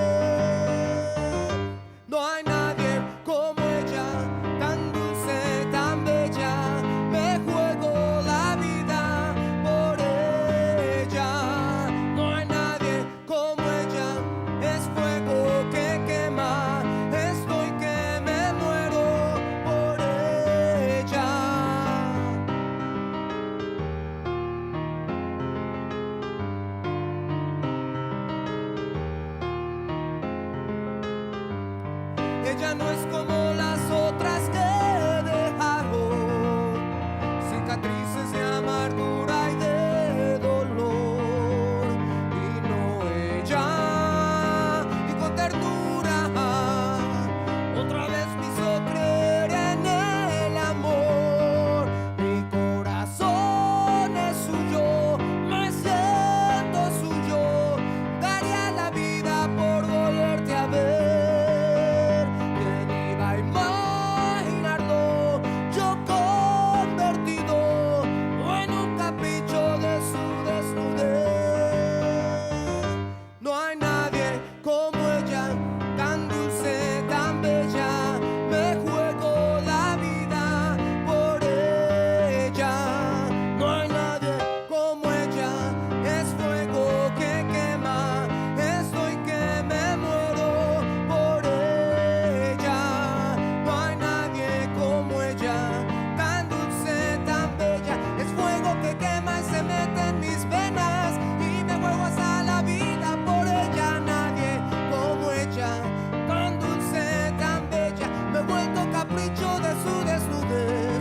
Hoy daría todo por volverte a ver.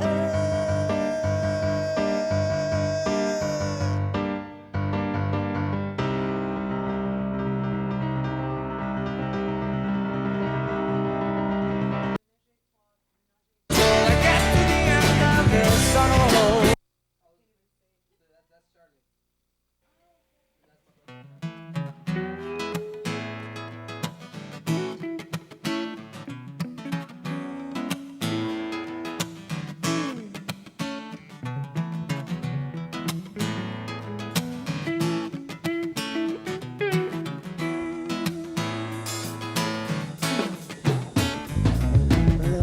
Lately I've been feeling low. Remedy is what I'm seeking. Will I take a taste of what's mellow? I come away to something better. But what I wanted to would have done that. Turn what I need it all around me. Will I reach and search and never stop? And I'll say, hey, if you could keep me floating just for a while, till I get to the end of this tunnel. Sister, if you could keep me floating just for a while, till I get back to you home. Sometimes the gimmick can slide my way and keeps me swinging. I'd like to show you what's inside. Love, but that's not okay. That you do and you don't like it. Brother Chaos was lonely back. Sometimes I walk here, yes, God knows. Sometimes I took the taxi. Sure don't care, shouldn't care. Worry, that's the feeling.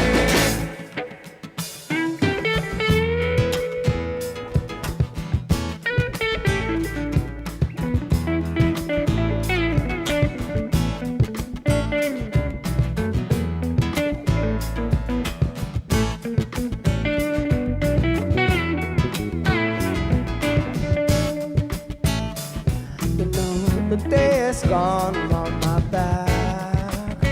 I'm staring up at the ceiling.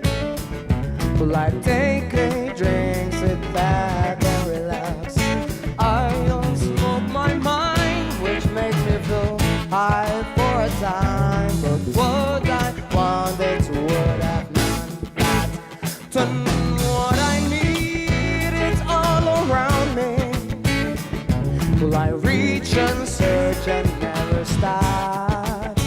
And I'll say, hey, if you keep me floating just for a while, till I get to the end of the tunnel, brother. Well, if you could keep me floating just for a while, till I get back to home. Well, sometimes it's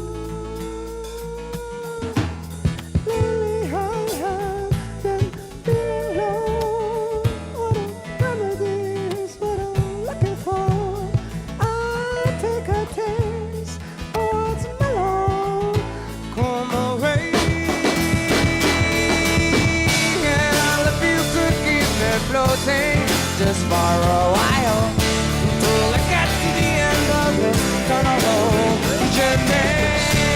Wonder if you could keep me floating just for a while until I get back to home.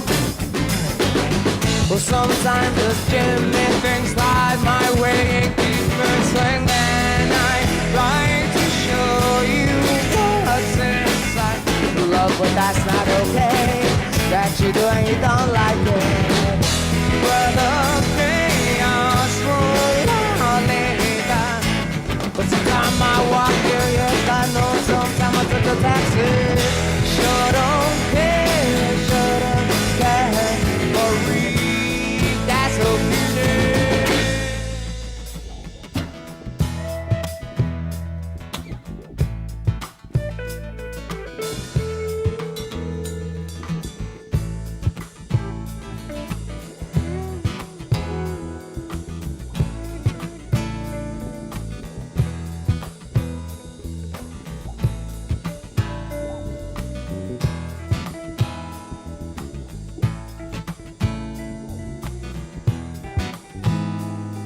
So that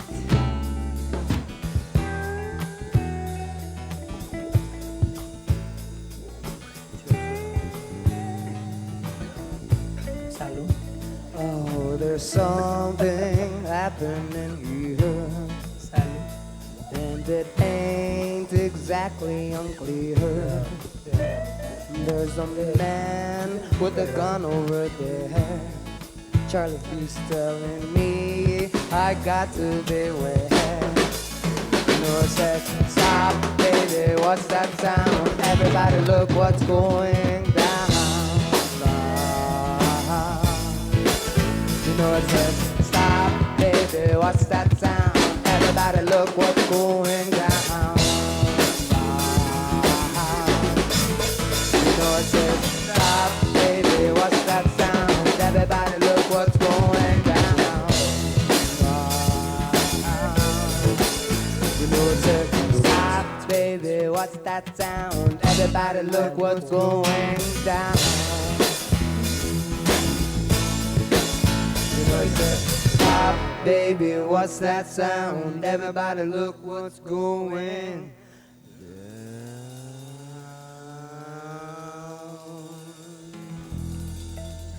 Yeah. yay. And welcome back to the venue live. That's right, the venue live. That was a little piece of history.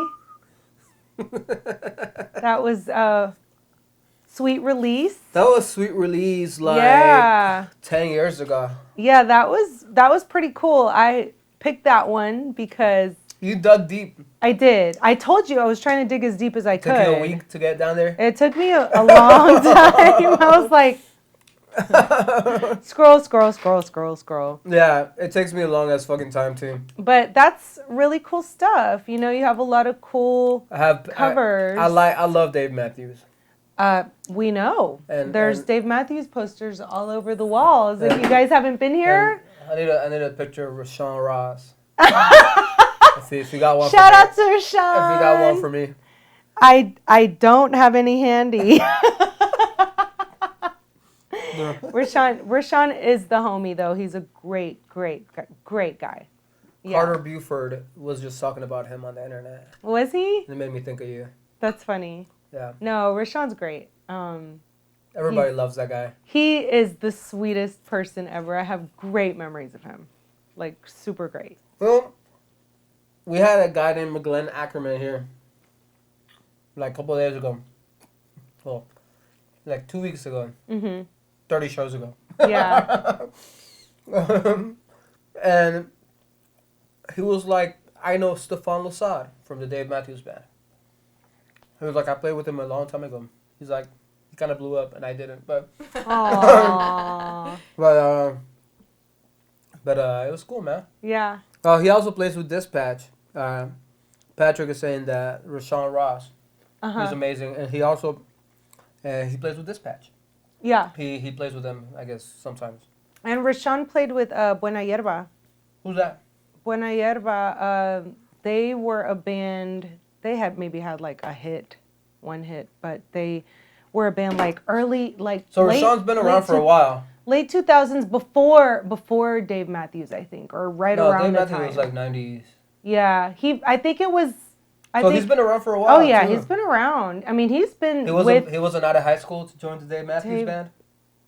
Rashawn. He went to Berkeley. Just I don't know. See, I'm I don't fucking even. with you, dude. I don't know his history that deep, but I know he went to Berkeley Music, and he.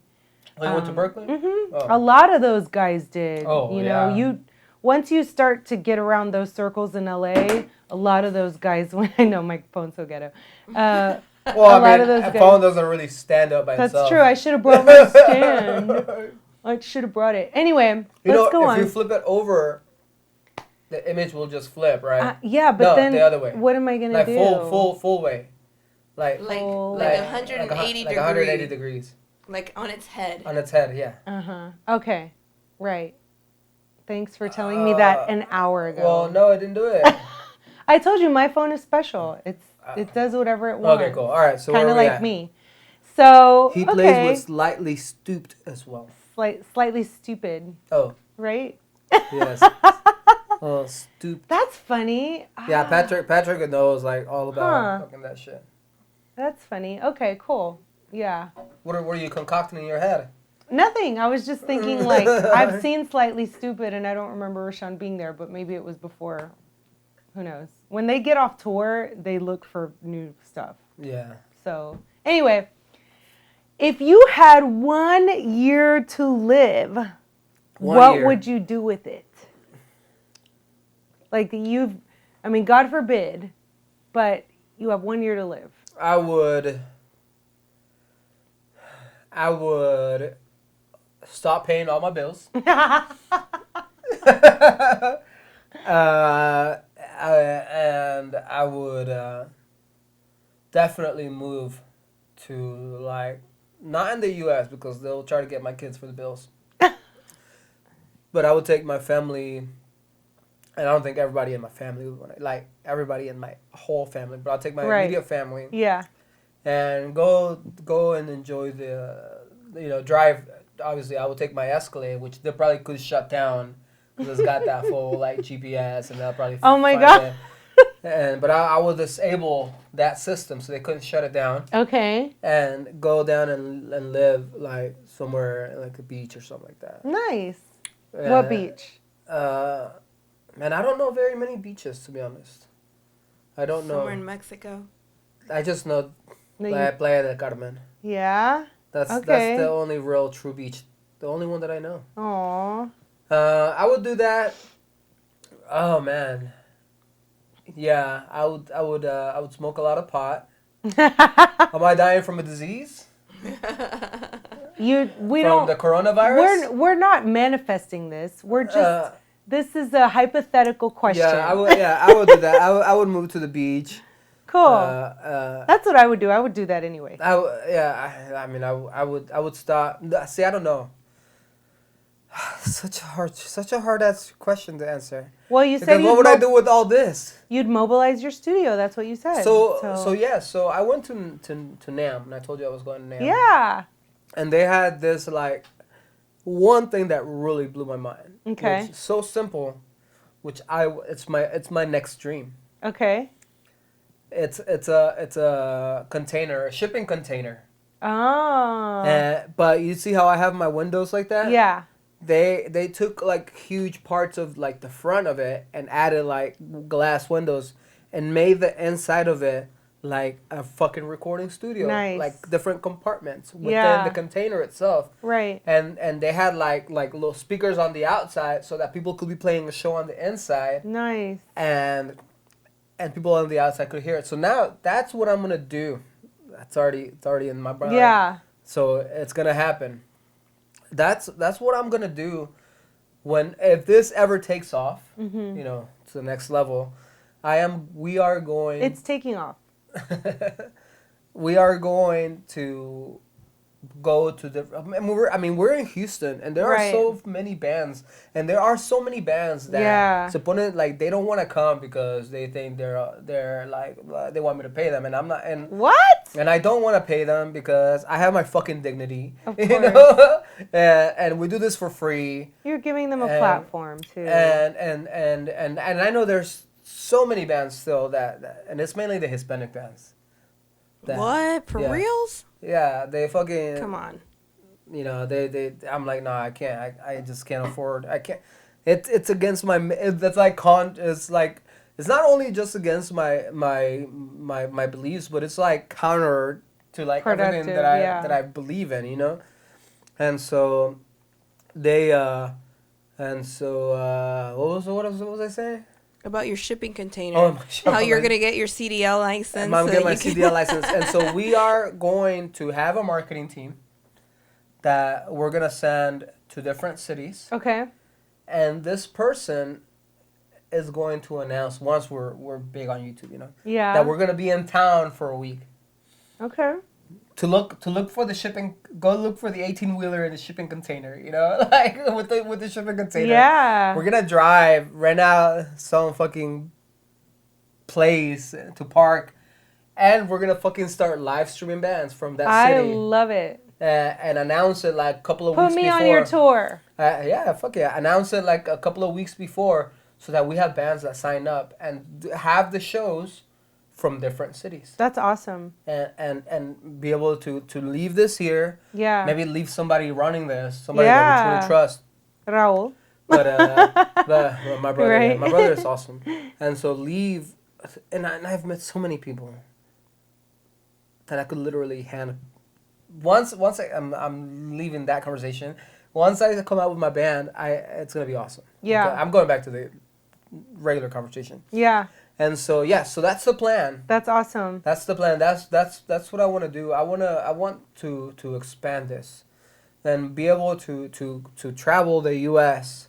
and just do this, but on the mobile, you know. Okay. Well, good. You answered my last question, which was what's next for Roger Ramirez. But I have one before that, and it is if you could have one last meal, what would it be? Not cheese and crackers. Maybe not. And I was sure to die right afterwards. Sure to die right afterward. Maybe you get electrocuted. I don't know what happens, but Well, so am I what dying? is your last meal? Don't think about. I'm always thinking of like. I know you're always Death being and morbid. He annoys me with the hypotheticals. He can't just I know. answer the question. Just answer the question. Just answer the question. Inquiring minds want to know what your last meal would be. I'm always being morbid. You know how morbid I was being? I was like, I want to put some fucking chocolate on a cracker with cheese and ham. That's how morbid I was wanting to be right now. But my last meal, I'm a simple guy. I'm a simpleton, guys. I've heard that one. Get me. What can I always eat? Sandwiches. You're a big sandwich guy. I am a big sandwich guy, but am I stoned or not stoned? In this scenario. It's your Don't. world, boo. You could be whatever you want. You could die however you want. Shit. So if I was gonna get a heart attack, regardless, I would go to, and I really enjoy me some burgers from Five Guys. Five See, guys. if Okay. Five Guys could make their burger a little bigger, because it I have doesn't, just the place for you. it doesn't if that's match the it case. doesn't match the fucking price, or maybe it does, and we're just used to giant fucking meals. You know. Well, they're from California. Everything in California is smaller. The Tiny. portions are smaller. Like, why? Just eat. If you're hungry, eat. Yes. Californians. See that's why I love that woman. She fucking eats. She calls me. Hey, I can eat too, but Oh, yeah. She calls you me a know, pussy. I got if a little bit of that lifestyle in me, so I Right. know, Oh trust yeah, me. you do come from California, right? No, I was I was born and raised here, but you know, I lived over there, and you adopt some of that. You know, I culture. saw some of your YouTube stuff today. Oh, you're YouTube stalking me too? I did. Without even a reason. I did. You were in the water. Oh, my muse. Sure. Yes. It was Cool. It Yeah. was cool. Yeah. I mean, you know, when in Rome, if you're in LA and Hollywood, you take advantage of the cinematography. I like to join my words. You take advantage of the cinematography and you use what's around you. And I had The a lot of good seashells? directors around me, you know, and I had like a beach. At the And beach and there were seashells. I made use of like It was good. yeah, I've got some pretty decent visuals out What's there. your last meal? Ooh, my last meal would be sushi and sake. Gross. Delicious. I mean, Thank you, it's not. girl. I mean, That's it's my not. I girl. mean, it's not bad. That's my girl. It's not I'm bad, taking but- her on my last meal. Okay, You so can I go thought- and I get thought your that- Five Guys. I thought this was gonna be an epic, like, but I mean, if you, I don't know. I thought this was gonna be like an epic answer, you know. I mean, it is What would kind be of. an epic meal? It could An be an epic You epic chose meal? Five Guys. You chose Five You know what? Guys. You know what I would do? I know what I would do now. Fuck Five Guys. I would go Now he's to. changing his answer. I would. Yes, I am. I would go to Olive Garden and eat all their fucking Breadsticks, breadsticks salad. and their fucking Salad and breadsticks. and their fucking soup. Oh my god. The minestrone? No, Toscana soup. Toscana soup. Toscana with the Oh, that's potato. I would and eat their whatnot. fucking Toscana soup That is so funny. and still fucking like just pay for like one meal. Yeah. You know. well, if you're gonna do that, I mean, you know. then what I I'm might saying? do the. I mean, if you're gonna die, sushi is the last thing you want to eat.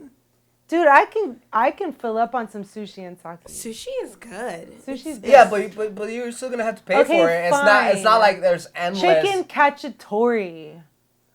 That's Chicken better. cacciatore. I don't even know what that is, Bro, but. it's a dish that you can get at Olive Garden. Yeah, Oh yeah, and CPK. and you would still get the breadsticks. I mean, yeah, Except maybe that they're one. salty as fuck, Too many though. carbs. They're salty as fuck. I'm not. But I you're don't. gonna die. You can have all the carbs you Yeah, want. but True. You're dying anyways. Was it gonna be a peaceful death? Because I kind of Yes, don't want to very feel We a heart don't attack. know. Surrounded by family. I kind of. Yeah, Oh, yeah. one could. All warm. One could. And only can I hope. take a Toscana soup to my deathbed? Oh no, you cannot have a soup to go. You can have all the soup you want while you're there, I would but don't love- you dare take one to I would go. love to take a Toscana soup just to go home. You know, that'd be dope. you So know? funny. Just like dying it with like on my chest. Like, why? I think that You're was pretty too awesome. much. Okay, so you answered my what's next for Roger Ramirez question. Yes. Although if you wanted to add on, you're welcome. I mean, what's next? Yeah, I do want to add on. Thank you for giving me the opportunity to tell my real answer.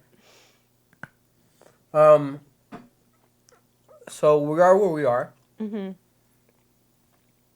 What we're doing right now is we're trying to market ourselves to where before the mobile stuff happens. I mean, I went far ahead. Before that happens, I want to be able to be known. And you know, we have all these national tour guys that come through town. I want, you know how they do like the radio interviews? Yeah. I want them to come here and just do a private show. Okay. To advertise for their show at Toyota Center. Toyota Center, Or yeah. their shows at the Woodlands, you know. Be known for that like stop in the hub where people, you know, people nowadays with all the podcasts and everything, they not podcasts, but all the whatever, like the live sessions, because podcasts is just audio. A lot of Right. things, you know. Some of them are video podcasts. But I want the people, I think it's a lot cooler when people actually get to see their favorite artists in this atmosphere, because they get to see a whole different side of them that they would never see Yeah. like at the Woodlands. I mean, Right. shit, half of the people that go see them can never actually see. You know, they have to look at the monitors because they're so Yeah. fucking far back. But this brings the artist to them. You know, it's kind Right. of like It's good. Sorry. Fucking. I'm so glad I brought that chocolate. Fucking just like licking my fucking fingers here. And we can hear every single smack. But it's nice. I mean, it makes you feel like you're in the room. And I want that. I want to be that place where all these musicians want to stop at because we have such a big following. Right. And I want to keep our mission true forever. Right. We don't want to charge people. We're spreading the art. But we do, however, eventually do need sponsors, you know. Of course. Yeah. More sponsors. And I think that's what's next. I think right now we're at a point where like we started. Mm-hmm. We're 100 shows in. Mm-hmm. But now we're going to be in that middle limbo where like how far down the road is it enough to be able to get the attention of these people? You know, like everybody, or what I hear right now, a lot of people know about this in Houston. Right. But that's just such a small group of people. Mm-hmm. How far along do we need to go before somebody else finds interest and takes us to that next level? You know, like that's what's next. Cool. Getting through this like limbo period, you know. Mm-hmm. Yeah, absolutely. I mean, you are how many months in with this? 5. 5 months in. Yeah, and you've made this much progress. I mean, it's only a matter of time. I think so. Yeah. I mean, you're hitting your ceiling. You're about to go to the next level. I can hear the Mario. You know, so I mean, yeah, this is commendable work.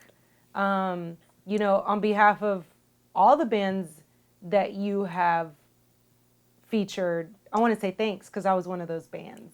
What number were you? 68. You were 68. 68 is great. I was just talking about the band that was 70 yesterday. Okay. And they were like, you should have been talking about 68. We wish we were 69. I was like, and I can't remember who the 69 band was. You know? See, you forgot about them. Well, you forgot about us too, but that's okay. No, I mean it's a beautiful studio. They put in a lot of work. You could tell it's been a family project. You could tell he's had a lot of support and honestly, like if you can book your time in here, if he gets around to listening to your CD or your music, your digital files, whatever, then you're in for a treat. We had a blast recording. It was a lot of fun, and I remember seeing you at Cloud Break, which was a lot of fun as well. Yeah. Yeah, he came out. I mean, he happened to have a free night. Which is rare. And he's hey. It was a Wednesday, right? It was a Wednesday. Which is even more rarer. Yeah, because I think you're blocked off with Spanish rock. Every Wednesday. Yeah. So he happened to have a cancellation. And I lucked out. And I had invited him to our show because it was 2 weeks before this one. And he says, hey, I had a cancellation. I'm going to come out. And I was like, awesome. So he came out, checked us out at Cloudbreak TV, and we were instant pals. It was good. Yeah, it was good. And then it was good. It was good getting out too because you're always here. I don't right? go out. Yeah, you're always point A to point B. So he came out, checked us out, kind of got an idea for what we were doing, and then when we came in here, it was, it was. Like it just came together naturally. You know, I'm really liking this. Yeah. This right now, what we're doing. Okay. I'm liking this for future video podcasts. Yeah. I really enjoy this with you being over there in the control booth. Me? Yeah. Oh. Camera to Alex. I really like this format. I really think that's another. Oh yeah. Future endeavor of ours. You know. Mm-hmm. Once we're able to kind of make a name for ourselves and be able to sustain ourselves from this, to be able to do this during the day, right? But like really dig into some like topics of like a little more in depth into like maybe like the music theory side, maybe like the songwriting, yeah, the whole. I saw your how to build a studio, how to build a recording studio, and I thought that was pretty cool. You know, it's not you guys should go back and check that out. Yeah, that's a great video if you're trying to. I really spent a lot of time on that video. Can I Go say ahead, girl. something? Do Yeah. it. That's why you have a mic. Okay, so I allow you to talk. yes, that video was great. You know, how to build a studio, how to live stream. Yeah. And I think that's definitely the type of content that people are looking for. Yes. There was one Un occasion. saludo a Ivan. I don't remember, Roger, who the band was, but there was a band that came for the second time. And so we were able to get more in depth. Trainwreck. It was Trainwreck, right? Yes. So we were able to get more in depth with their with the questions that we asked them.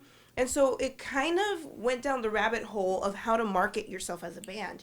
And I love that interview. I felt like we got a lot of great information that was valuable to the type of people that are listening to this, because I'm sure we get a lot of musicians that listen. And so I felt like that interview went really well with what the mission statement is of this show, which is to get people out there, get their music heard. But then it became a platform for them to get some tips and advice on how to market themselves. And I love that so much. So you said Trainwreck Volume 2? Yeah. Right. Well, Okay. it was their second Trainwreck. interview with us. Trainwreck's another amazing band. Mm-hmm. Trainwreck, R&R Studio. Live at R&R Studio. They were good. Live at R&R Studio. Look at Volume 2. How do you guys...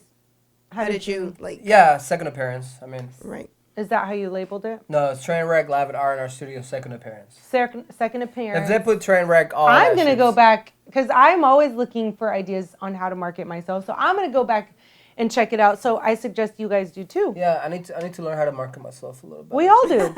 I mean, and that's the thing is like marketing is a constantly evolving... Well, that's why thing, I have you know? built in marketing into my business model. Right. Which is... But it's still ever changing. Like it's, you know. Part of this whole thing was obviously for marketing purposes, you know, and branding. You know, it's what we do here. It comes with marketing. It does, because yeah. I mean, the bands want to be heard. Oh yeah. The bands want themselves to be heard. And they can be seen. And they can be seen. Yeah. And they get the good quality, and they share the videos, which are our videos. Right. And it's just a built-in marketing, scheme. It is. Well, we could go on all night, but I wanted to highlight one of the videos I saw that I thought was so interesting. It's your Careless Whisper cover. He actually is playing his sax, which I thought was your best instrument or your favorite instrument. I don't know. I somehow thought that was your first instrument. He's pretty great on sax. And then he is playing also the guitar and singing. And so I thought... And that wasn't planned. It was not planned, but it's really funny because he walks in and he looks at himself. And he's like, "You all right?" Or I don't know what you said to yourself. Because, I was trying to interact. Yeah, it was great. I was... Tell us a little bit about your process, and then let's play it. I recorded myself, Careless. That's when I was trying to still promote myself. Which booths were you in, so I can show Here, the audience? I was here in the control room. Here in the control room, and what was the other one? And the vocal booth. The vocal, in the vocal booth. Yeah. Okay. I was trying to still promote myself but I always just kind of had bad luck finding gigs. I don't know. I guess it just wasn't meant to be. Whatever. And For now. And it was really like depressing. I almost killed myself.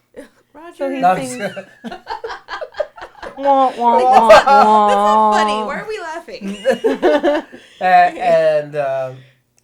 and I recorded the guitar, and I was like, I fucking need a sax. So I just literally took the recording. I was just like, I'm just gonna play it fucking back, and I'm just gonna fucking interact myself like if there was somebody else in here. And Yeah. And I think that's whenever I was, I could hear everything that I was saying in the original track, and then I was just kind of responding to myself. It was really cool. It was kind of crazy. It's one. Like, it's I like that it's one. fucking nuts. I really liked it on YouTube. I lost it. Like that's a fucking just. That was your breaking That point. was my breaking point right there. I could tell there was a different swag in his step, if you will. And I was like, you know what? This one needs to be highlighted. And it just shows your diversity. You're on two different instruments. You're singing again. You almost have like a little reggae feel to Careless Whisper. Yeah. Well, I always played Careless Whispers as a reggae. Yeah. I liked it. Always. It was cool. And we do this awesome we did this awesome rendition with my old band. Okay. Where we would go into this like interlude of like, you know, of like everybody doing like triplets, like Nice. and everybody is, you know, the bass is like, you know, just Yeah. and it was just really awesome, and I do miss those days. Don't get me wrong, I do miss those days, but it just I don't think I had the support from the band like I wanted to, you know, and to be in a band, it's a commitment. It is. And you can't have one person do it all. Yeah. And it ended up being that I ended up just fucking doing it all, and you know, and it wasn't fair, and It's hard. and it was hard, and I didn't, obviously there's very little money Yeah. to be made. I mean, you know, unless you're playing like high-end corporate gigs, you know. Right. But these bar gigs are like fucking scraps, you know. Soul scrapers. And it's mainly passion and love, you know. But that passion is cool. But everybody has to have that same passion, and if you're not sharing that same dream, you know, you're not in the same place. Right. Like and I just felt like I was just, you know, during all that time, this was all in the works. And I knew that I was gonna have to commit myself to this. And you know, great musicians that I was playing with, but I just felt like I was just at a different. I had done that, been there, done that. I realized that it was kind of getting nowhere, and now I fucking see what we're fucking competing with. I mean, Jesus, some of these bands that have come here, I was just like phenomenal. Yeah. But you found your niche, you know, like you found a way to promote other bands and maybe even promote yourself. I mean, you're super talented, you know, there's always room to share the light, you know what I mean? And that's what I think. I mean, look how you've been able to extend the opportunity to so many bands. I mean, why can't it be extended to you as well? I hope so. Yeah, you've just found a platform to not only help others elevate, but help yourself elevate. Yeah, man. You created a platform, you know, for that reason. So, you know, I think that there's definitely time for you to be able to promote yourself as an artist as well. One day, it'll come. Yeah, I mean, now's the time. Well, you know? next interview we do, I will play live. Okay. Challenge. You heard it here first. Challenge, everyone. Did you take note of this? I will play live next Yeah, time. so you know, and you know, just meeting certain people from, like, last night, I was here chilling with Luis Chingon. That's what we call him.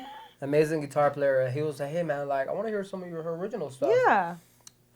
I mean, no way could I ever play like this guy, you know. And so I grabbed my guitar and I started playing a couple of tunes, and he was like, "Bro, what?" And he's like, "Why aren't you doing anything with that?" I was like, "No, man, I am just waiting for the right time." You know, he's like, "Dude," he's like, "I would be honored to play in your band." You know, and I was like, he was like, "Man, just let me know when, man. Like, there's so much movement to your music, and you know, I haven't recorded all this stuff, but I have some really cool stuff, you know." Yeah, I know you do. And it's complicated, and it's very. It's not like what you would hear from your normal chord progressions. You know? Yeah. It's fun. Set a goal, like maybe like once you get to 125 or 150, you can like do some, maybe focus on your stuff for a week, or come in and do a live set of yours for a week, you know, something like that, just so that you. That's what we were talking about. Yeah, like, you know, because I think like it's so amazing what you do for other people, but I think that you also want to continue to do for yourself so that you can continue to extend that opportunity to others. You know? Yeah, I think we're only as good to others as we are to ourselves. I think you know, once we get to a good point, I might take like 3 days off. Yeah.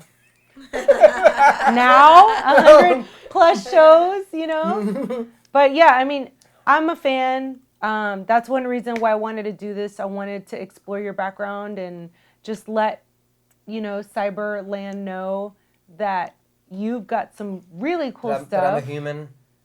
That you're an artist yourself, and that you've taken a lot of head injuries.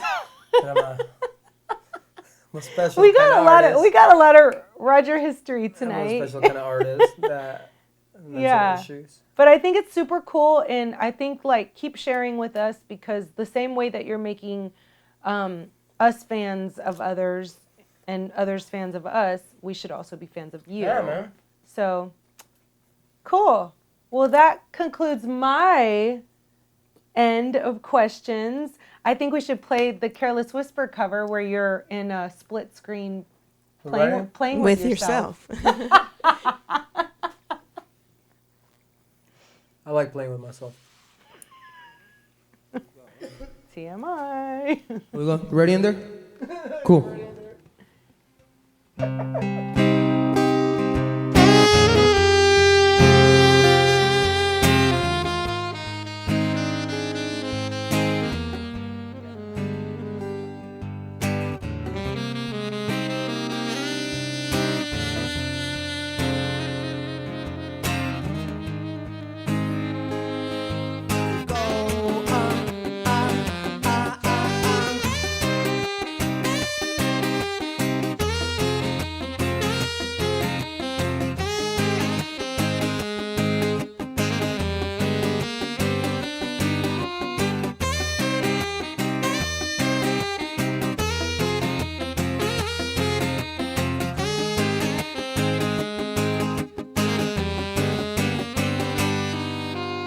I feel so unsure as I take your hand and lead you to the dance floor. As the music dies, something in your eyes causes mine a silver string and all its sad goodbyes. I'm never gonna dance again. Guilty feet have got no rhythm. Though it's easy to pretend, I know you're not a fool. I should've known better than to cheat a friend and waste this chance that I've been given. So I'm never gonna dance again the way I dance with you.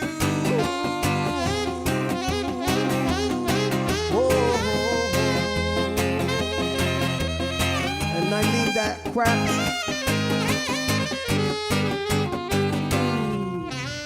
Time can never mend the careless whispers of a good friend into the heart and mind. Ignorance is kind. There's no comfort in the truth. Pain is all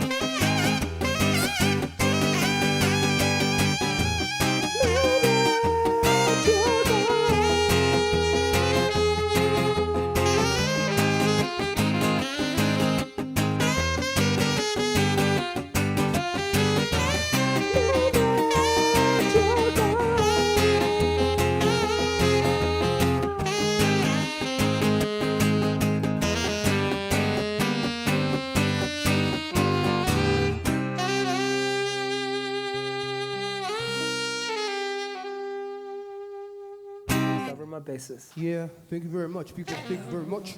All right, guys. So it's been great. Oh, we didn't play Edis. Edis is a good one. Maybe we'll end the night with that. Yeah, definitely. Thank you for being here.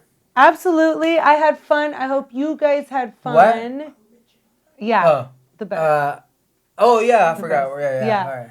So we have one more song that we wanted to play. Just wanted to thank you guys for tuning in, giving Roger a chance to give his background, the guy behind the boards. You know, he's been engineering for all these great bands, and now you have a little history on him and R&R Studio. My name is Karina Nistal. You guys can look me up, follow me. She's cool, man. Look her up. I'm cool, yeah. I'm cool. So look me up on Twitter, Instagram, you know, follow me, and continue to share this video, get more people to follow R&R, Roger Ramirez, and check out more of his videos.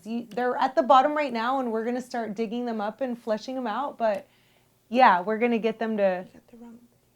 Oh, that is the wrong video. But yeah, guys.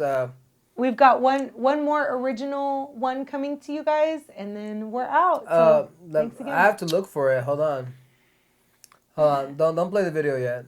It should pop up in front with all these videos. He's got so many videos he can't sort through. So Just type it into a search. Yeah. So yeah, guys, thank you for tuning in. Thank you for tuning in every freaking night. I know today we wanted to do something a little different just because we had the time, and it was fun. Just there it is. Just hanging out and eating some cheese and. Bro, next time bring a smaller chocolate because I will eat it all. I You don't see want that. any? You don't want any? I didn't No, offer you go some. ahead No, and finish dude, it. Have some. No, Don't be rude. I don't want any. You've been like licking your fingers. Oh and, God, you're one of those. like Here. licking your. Here. It's fine. Just share it with Alex. I don't want your cookies. I was like. And she could like hear it. She made it worse because you could actually hear it. It's totally cool. Just play my best, and you did your best. It's fine. And just a little background on the song, Roger. Oh yeah, a Very little background on this song.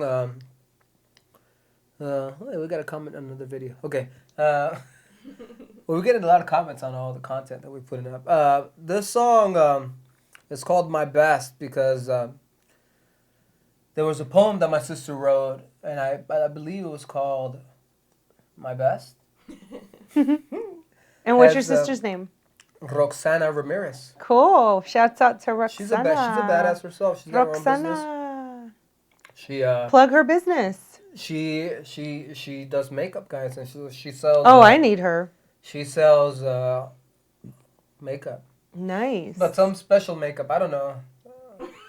This makeup makes you young or something like that. This is such a great endorsement, Roger. She's dope. Look her up, Roxana Ramirez. Yeah, Roxana Phillips, Oh, yeah. MUA, Oh, yeah, makeup she's married now. artist. Nice. Look her up on Instagram, Facebook, and follow I her. need some more juice. She's an amazing makeup artist. She really is a fucking. She's make fugly girls look good. Wow. No, and I mean that with the utmost respect. Oh God, that came out so wrong. No more grape juice for you. You cut off. Okay, so back to the song. Oh yeah, so my sister wrote this. It's so fucking funny. My sister wrote this poem, and I don't know if I think my best were just some of the lyrics. Okay. Like gave you my all, I tried my best. I think that's how it starts. So it was during a time where I think I had gone through my divorce, and I was still kind of like fucking like Vulnerable. down, you know. And her lyrics just kind of spoke to me, and I was like, you know what, and it was all like around the same time where like my dad had been like fucking play your own songs, and I had met Patrick, so this had all inspired. I mean, it was Right. It was like like the perfect storm, Okay. and a lot of the early songs were just out of sadness, I wrote a lot of songs out of sadness at first. It's very sad. #sad. And that's this is what it came about. speaking a little bit of the theory part of it, I do a little walking up riff, It's got like a really like strong moving part, but the melody is like coming down. Gave it my all. So at the same time, it's like kind of like the melody, the music goes up as the melody comes down. Gotcha. It's cool. That's cool. And here we are. We're gonna play it live. That was some of our earliest recordings, man. That was before I had any recording stuff, and so it was a pleasure to be able to do this. I mean, Patrick is a monster. He's just Shouts out to Patrick. Yeah, he's just so supportive, and this is the one that's been. yeah. Okay. And he's the guy that's taking that head of me to Mexico because I won't be able to make it this year, and so he's gonna. I know people are gonna take pictures with that. Cool. I am loved down there. You're so loved. I am loved. You are. I'm not denying it. Just wanted to reiterate it. It's true. It's true. Everybody send a heart to Roger on the feed. Yes, send me some hearts and some money. We're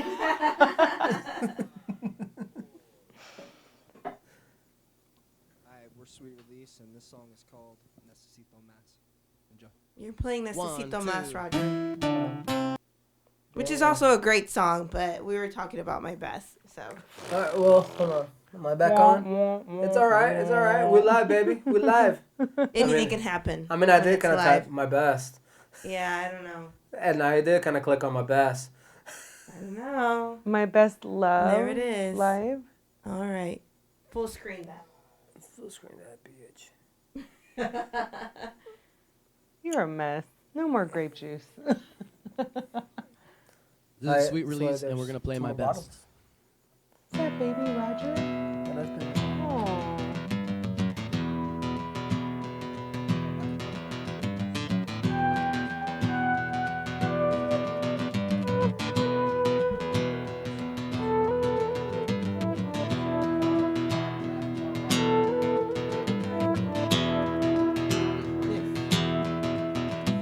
It's already a good song.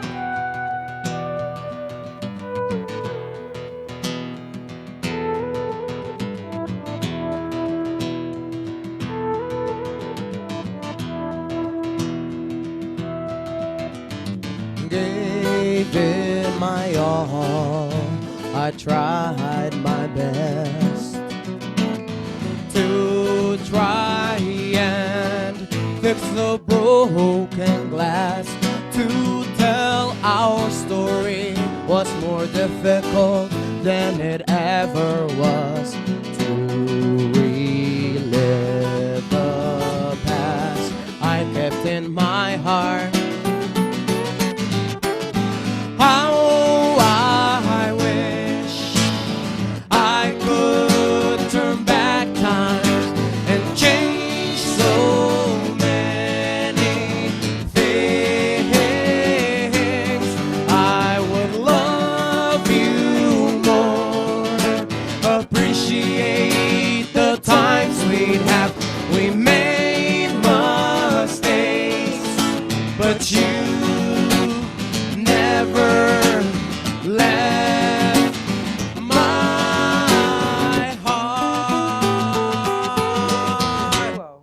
I still hold you close to me, but it's time to move on. Forgetting you is the hardest thing I have ever done. I will walk away if it's what you want. Put your pride aside, I said so. It will lead you nowhere. Your reason was that the feeling was gone. I left like the moon when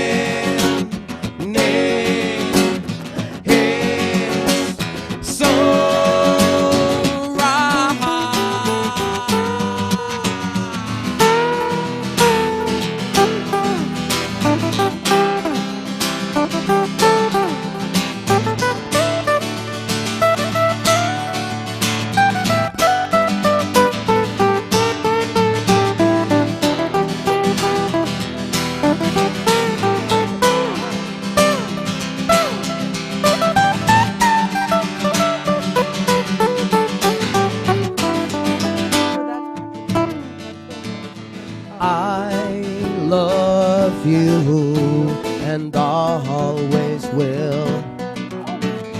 But it's time to free my heart. My mind will slowly become a distant one, just a blur stored away in my sorrow past. I will dream of you all night long and remember all the good times we had. I'll hold you close to my longing heart, but when I wake up I'll open my eyes to the truth.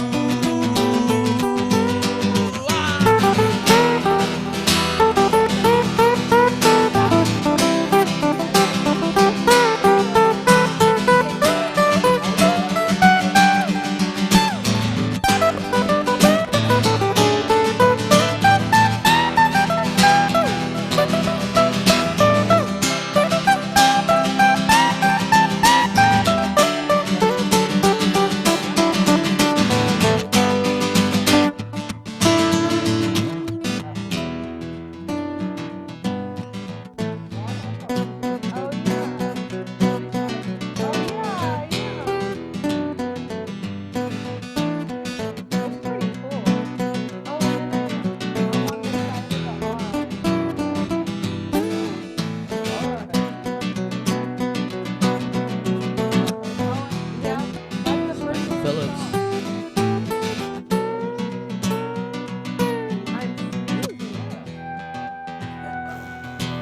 And I'm like, is this for real?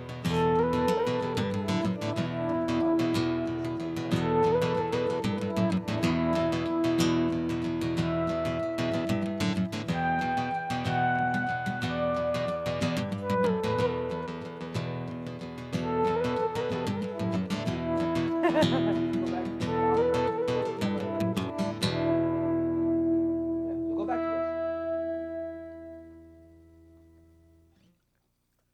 Yeah. So that is That is how we it. are concluding our You may show want to today. bring down the main volume. There you go. It's all right. You know. That's how we're concluding our show. Thank you guys so much for tuning in. Yeah, guys, it was a pleasure, dude. Thank you for being here. It was awesome. Dude, I had fun with you Thank you, guys. thank you for spending your evening with us. Of course. It was a Um, blast.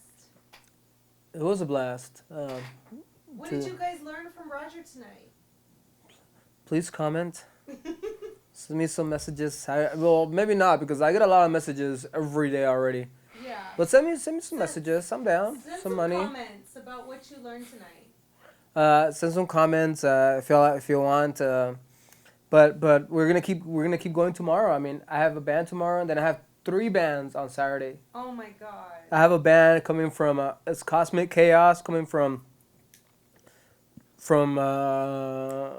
where's Blaine College at? Up there, College Station. Oh wow. And then another band from Austin. So the first band's gonna be here like around 10 a.m. They play at noon. Then that band has to leave, and then because they're on a little tour, so they're coming together. So the first band's gonna do the show, then the other band's gonna do the show, and then I have a 5 o'clock show. Which let's see who I have, dude. It's freaking Crazy. I love it. And then I have Big Bad Lion, another band that Diego booked. I'm sure you know Diego, right? From Yeah, King Baby. Uh-huh. And so, but yeah, man, just look at all the reds are bands. Wow. So What's the blue and the green?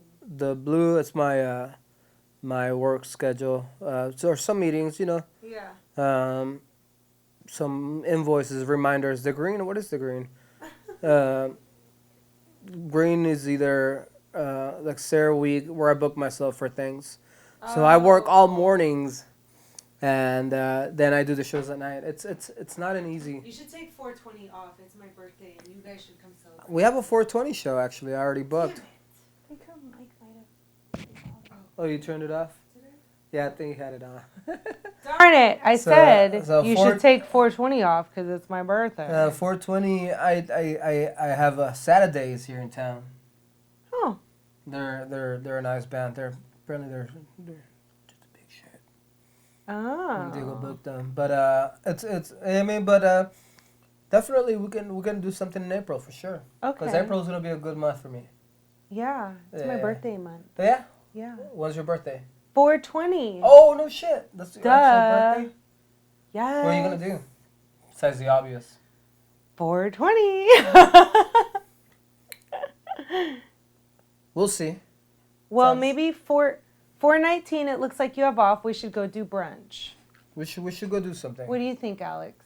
420 brunch. I mean, that would be great. I work. She's but- a foodie. No, 419 is a Sunday. Oh, yeah. Yes. Let's totally You're- brunch it up. you're a I'm foodie. down. Let's do it. She's more of a foodie than I Oh am. my But no God. fucking Yes, I sushi am. though. No. No Brunch. sushi. Brunch is its own menu. We're gonna have mimosas. Yes. So I'm thinking Boss Cat Kitchen and Libations. What does that mean?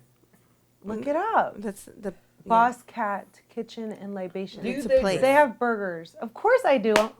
I lived in LA. Like, that's all you do is day drink. Yeah. You're in bed at 9, Netflix and chillin'. Yeah. Netflix Yeah. and chillin', raised eyebrows. It's been a while. Ever since we started this show, man, it's been like I know you're not human anymore. I'm not. I could pinch your cheek and you're not real. No, seriously, like He's talking about the Netflix. Just to yeah. just my. It's funny because once 7 o'clock hits, I don't see my That's family it. until the next day.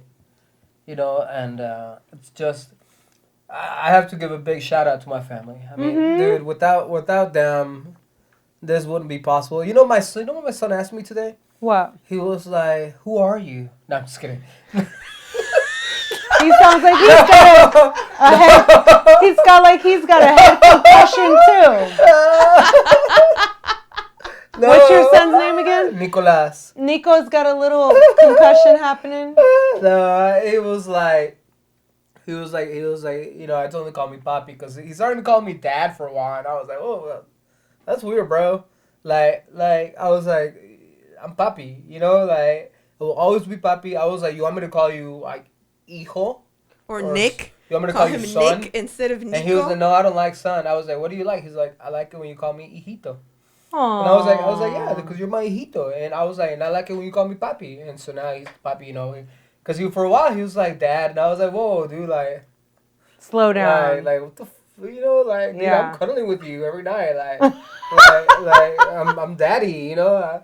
And I always tell my son, I'm like, even when you're 30, I'm gonna fucking cuddle with you. Isn't You're my it boy. cool, like, that he's the age you were when you came into this country? Oh yeah, and every night I tell him that, and obviously he looks more like me. Yeah.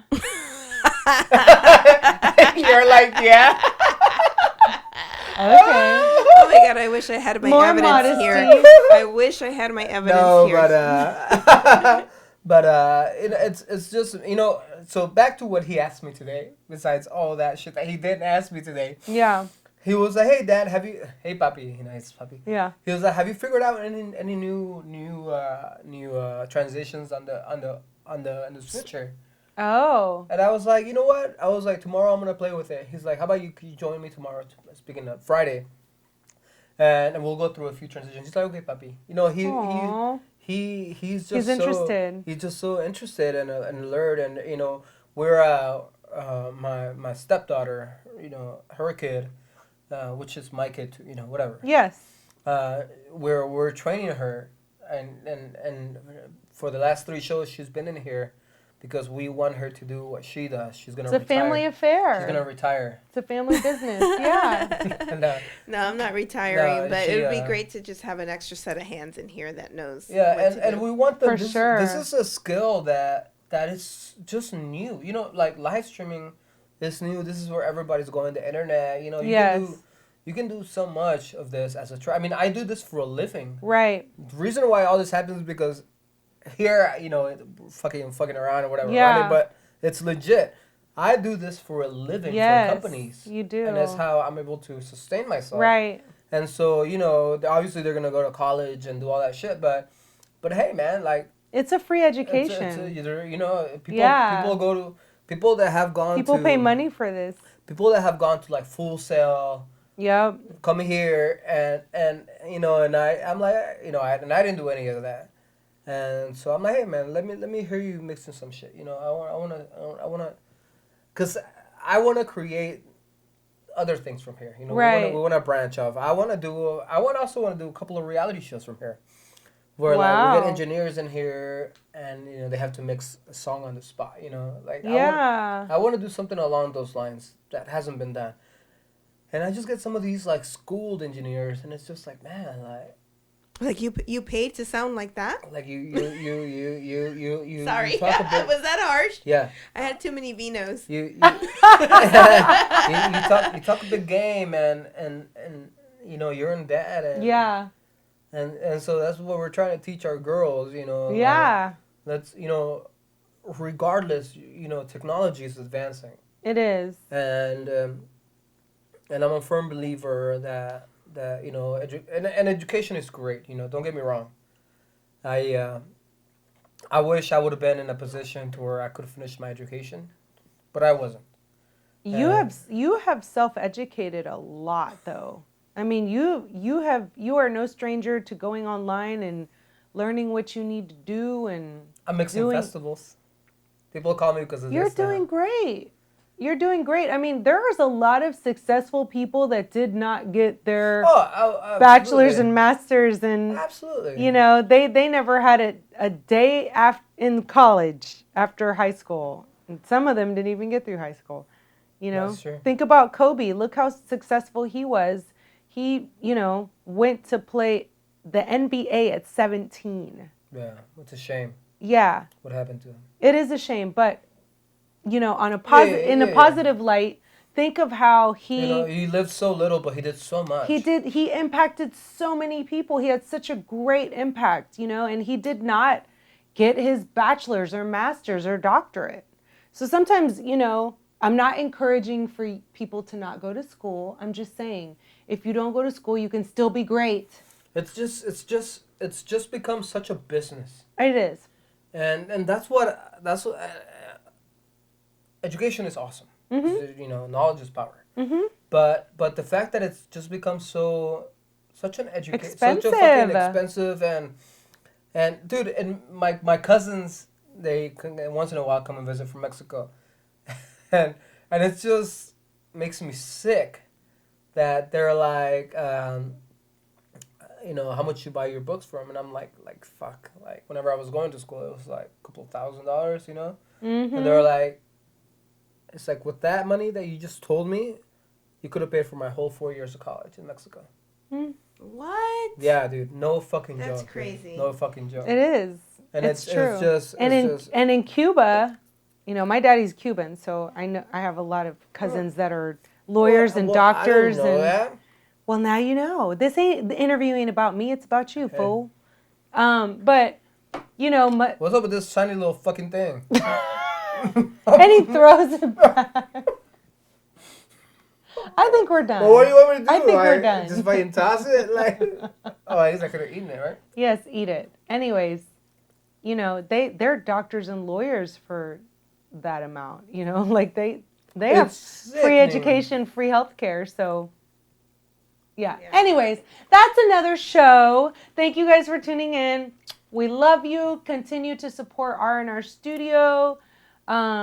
Dig very, very deep into the files of R&R Studio and Roger Ramirez Official, and find more stuff on Roger, because it's really awesome, as you've seen. And replay the show, share the show, get us to have more followers on the show, and we appreciate look you. Up Karina. I not once fucked up your name.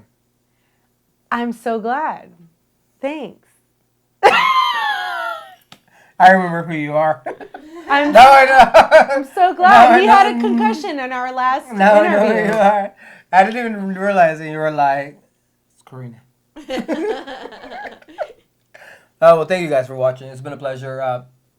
We'll come back tomorrow with more shows, just like always, man. Thank you for checking us out. Have a great evening.